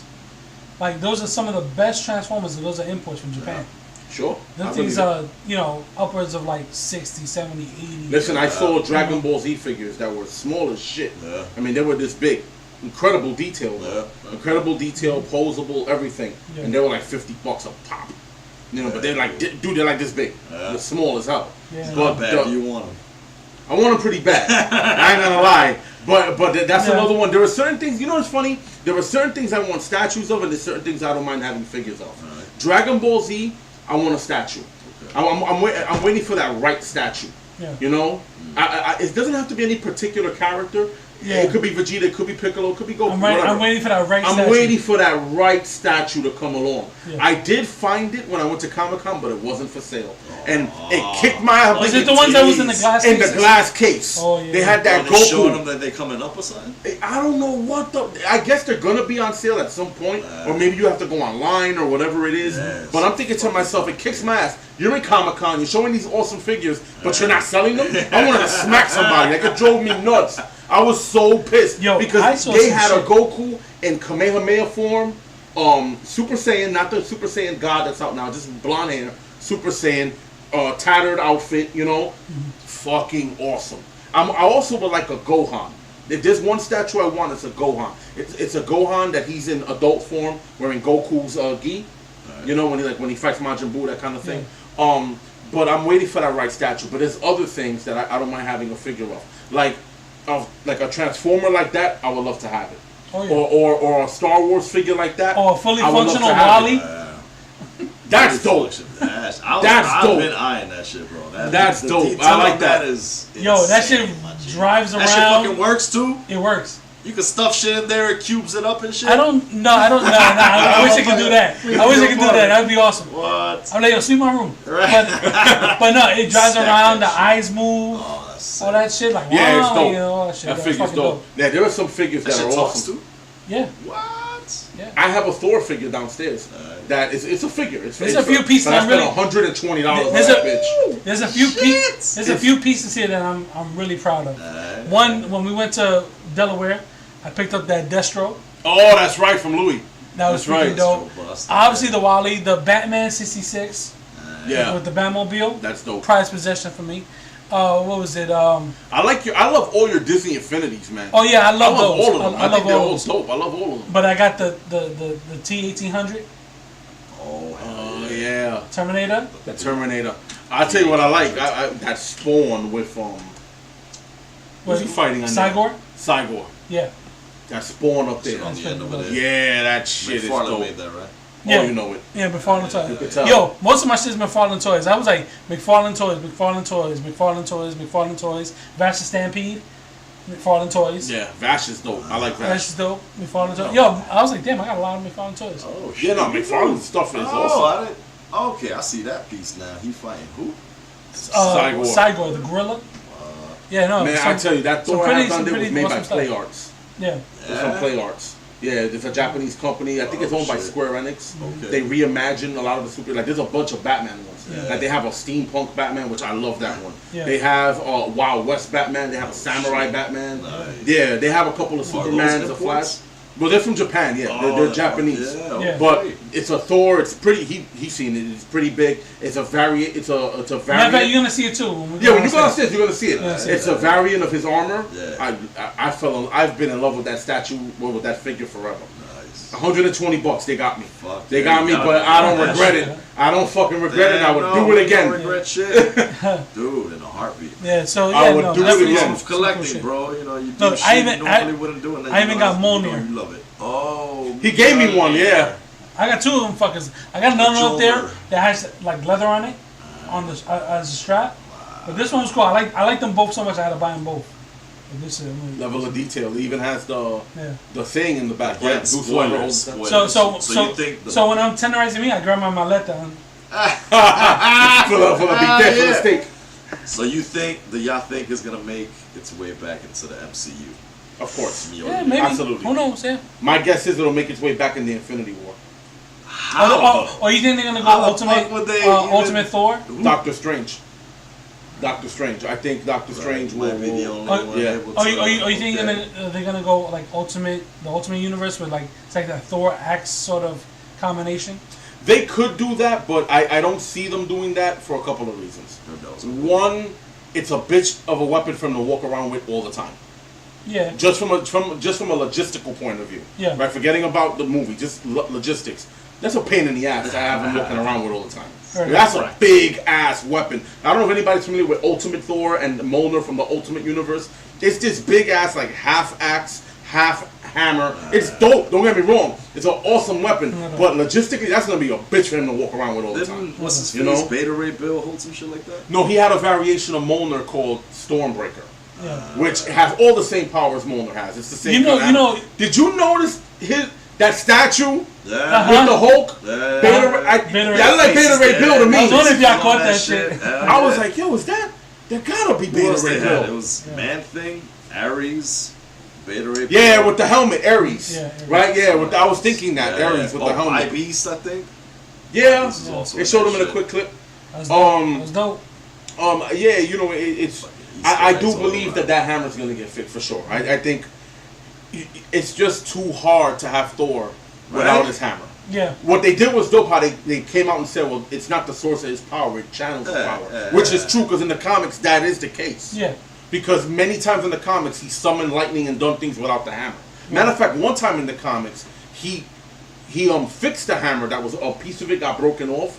He fixed it by taking the piece, holding it to Mjolnir, holding the hammer to the sky, and lightning repeatedly struck the hammer, and it fixed the hammer. Then there was one time it got smashed, and Doctor Strange fixed it, and he tied Thor's life force to the hammer. Okay. So if the hammer was ever to get destroyed again, Thor would die.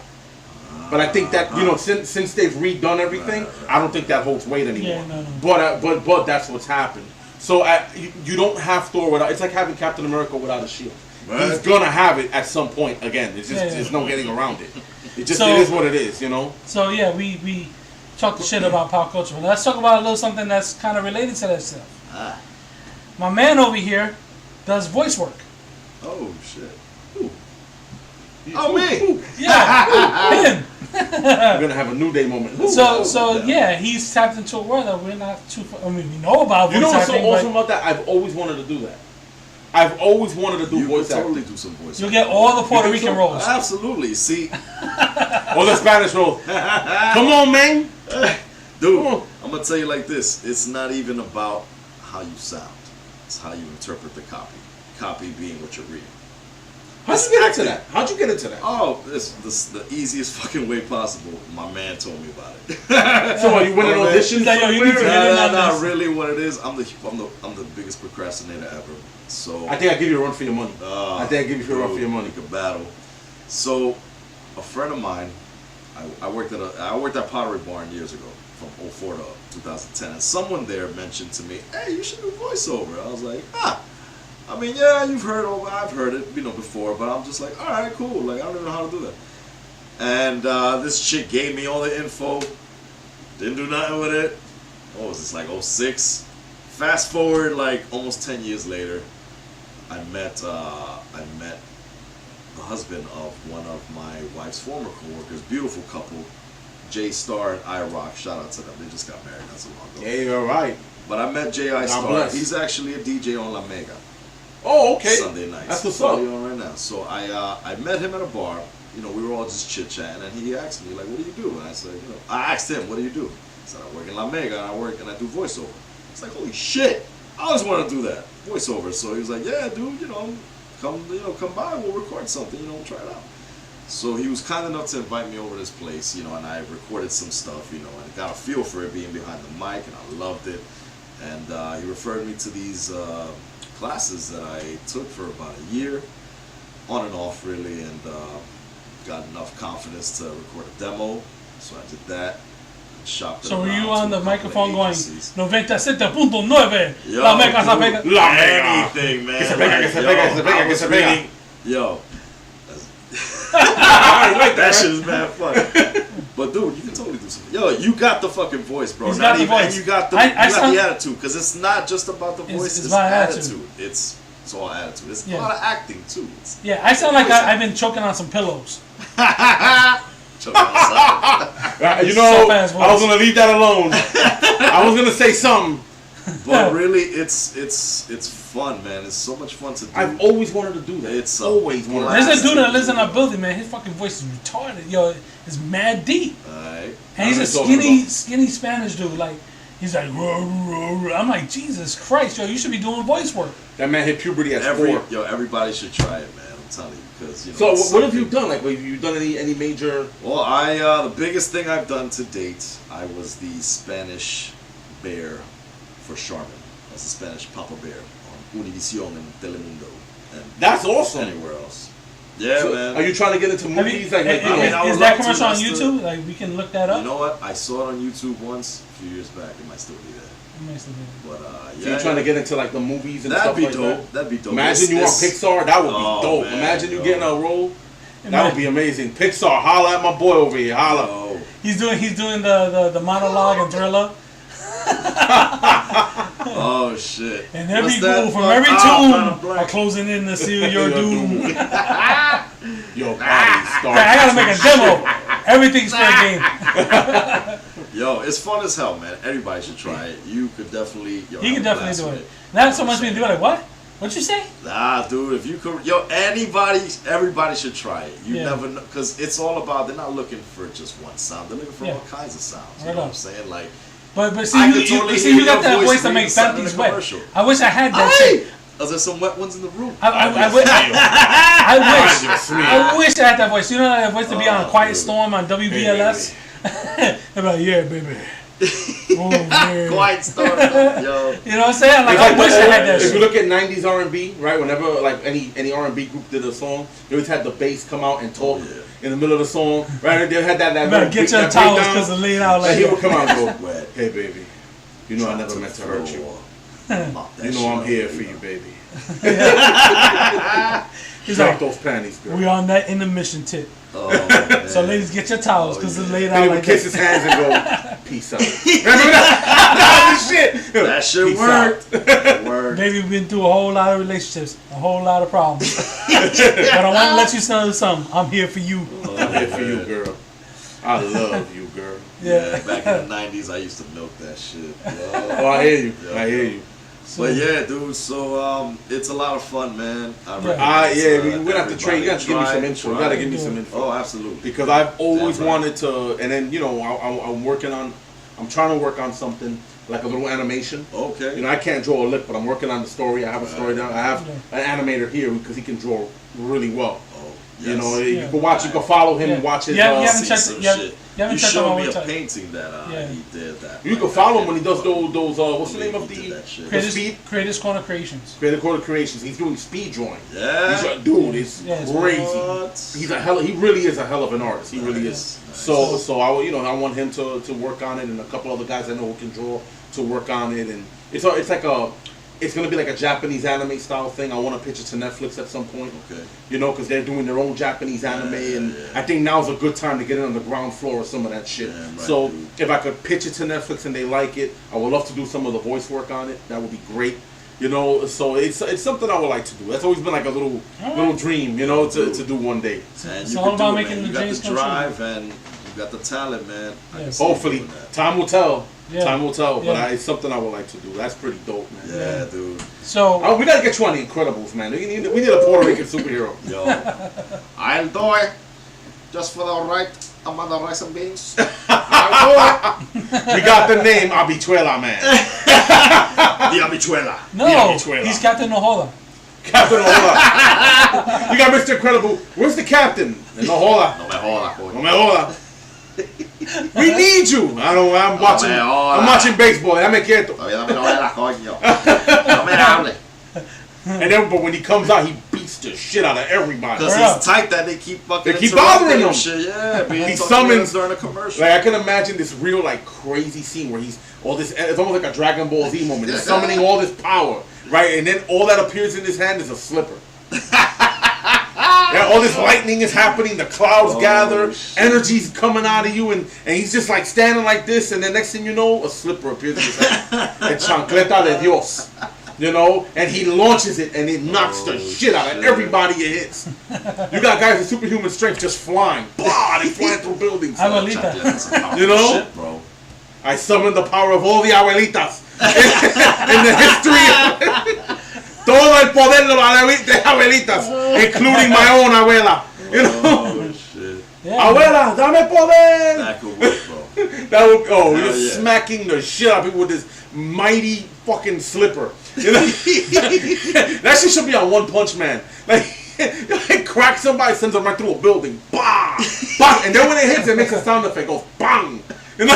Every time it hits, bang! Oh, shit. shit. Or back at that. Hit right through the slipper. That don't work. Break out the extension cord. Hey, yeah, word. Fuck. And then you get some guy strong enough to grab the slipper. And he's just holding it. Like Hella did to Mona. Man, just holding the slipper. And breaks it. And he goes, what else do you got? You look at him and you go, I didn't want to do this. Shit. I didn't want to do this, but you made me.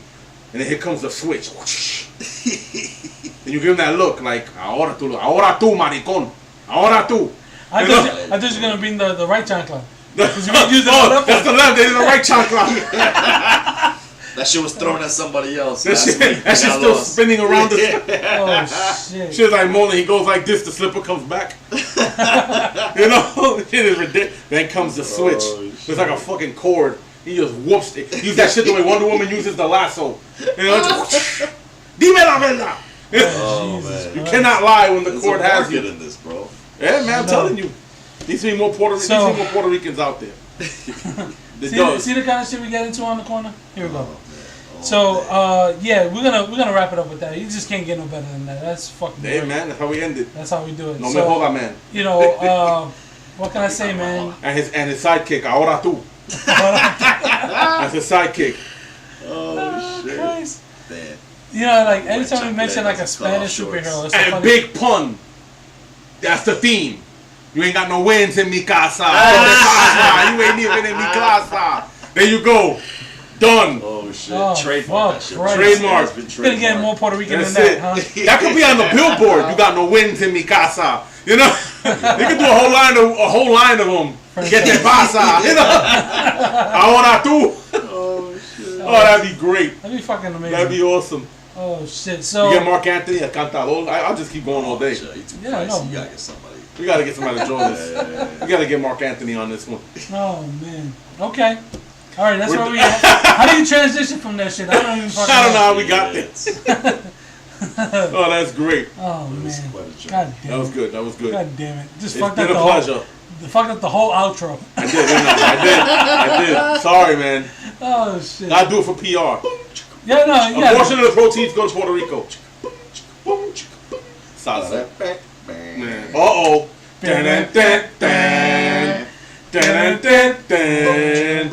Dun, dun, dun, dun. Ahora tú. Dun, dun, dun, dun. Dun, dun, dun, dun. No me joda. Dun, dun, dun, dun. His enemy, Captain Cabron. Cabronazo. Cabronazo. That's the name of his gang, los cabronazos. That's the gang, Captain Cabron con le cabronazos. That's the enemies. We got it. Oh shit. We got it. Oh my We got it. Oh. Then he has a woman who hates him because the woman scorned. She's called La Chia. You know? She's the woman scorned. You just made a soap opera. That's all you fucking did. Listen, man, she's making us like this is on Telemundo. No? Hey, Juan Telemundo, my televisión, I'm with it. You know, we need this. Oh my god. Some of the proceeds go to PR. What's up? Some of the proceeds will go to PR. You're a sick fuck. I hope I you really know am. I really am. But yo, look, thank you, man. Thank you, Jose, for coming on. That's The corner for having me. My pleasure, brother. My pleasure. Now we're gonna do some real Puerto Rican shit and eat some rice and beans and pork chops. Yes, of course. As always, I've been your host, Anthony Cruz. Nick Portela. Of course, we'll see you on the motherfucking corner. Every time we decide to do this shit, we'll try to stay consistent, but you know, no guarantees. Yeah, So, we'll see what happens. We out. Peace. Peace. Y'all say goodbye to that camera. You don't be looking at the back Peace. of the camera. There was a Whatever camera. camera. There's a camera somewhere. There's a camera over there. See? I've been looking at that shit all day, but I'll be looking at the toys behind me. Oh, That's it. That's how He we end stares the so shit. longingly into the cameras, not the cameras and toys. Word up. He was like, yo, he really likes looking into the camera. He's so vain. I love myself on camera. Peace out, bitches. Later.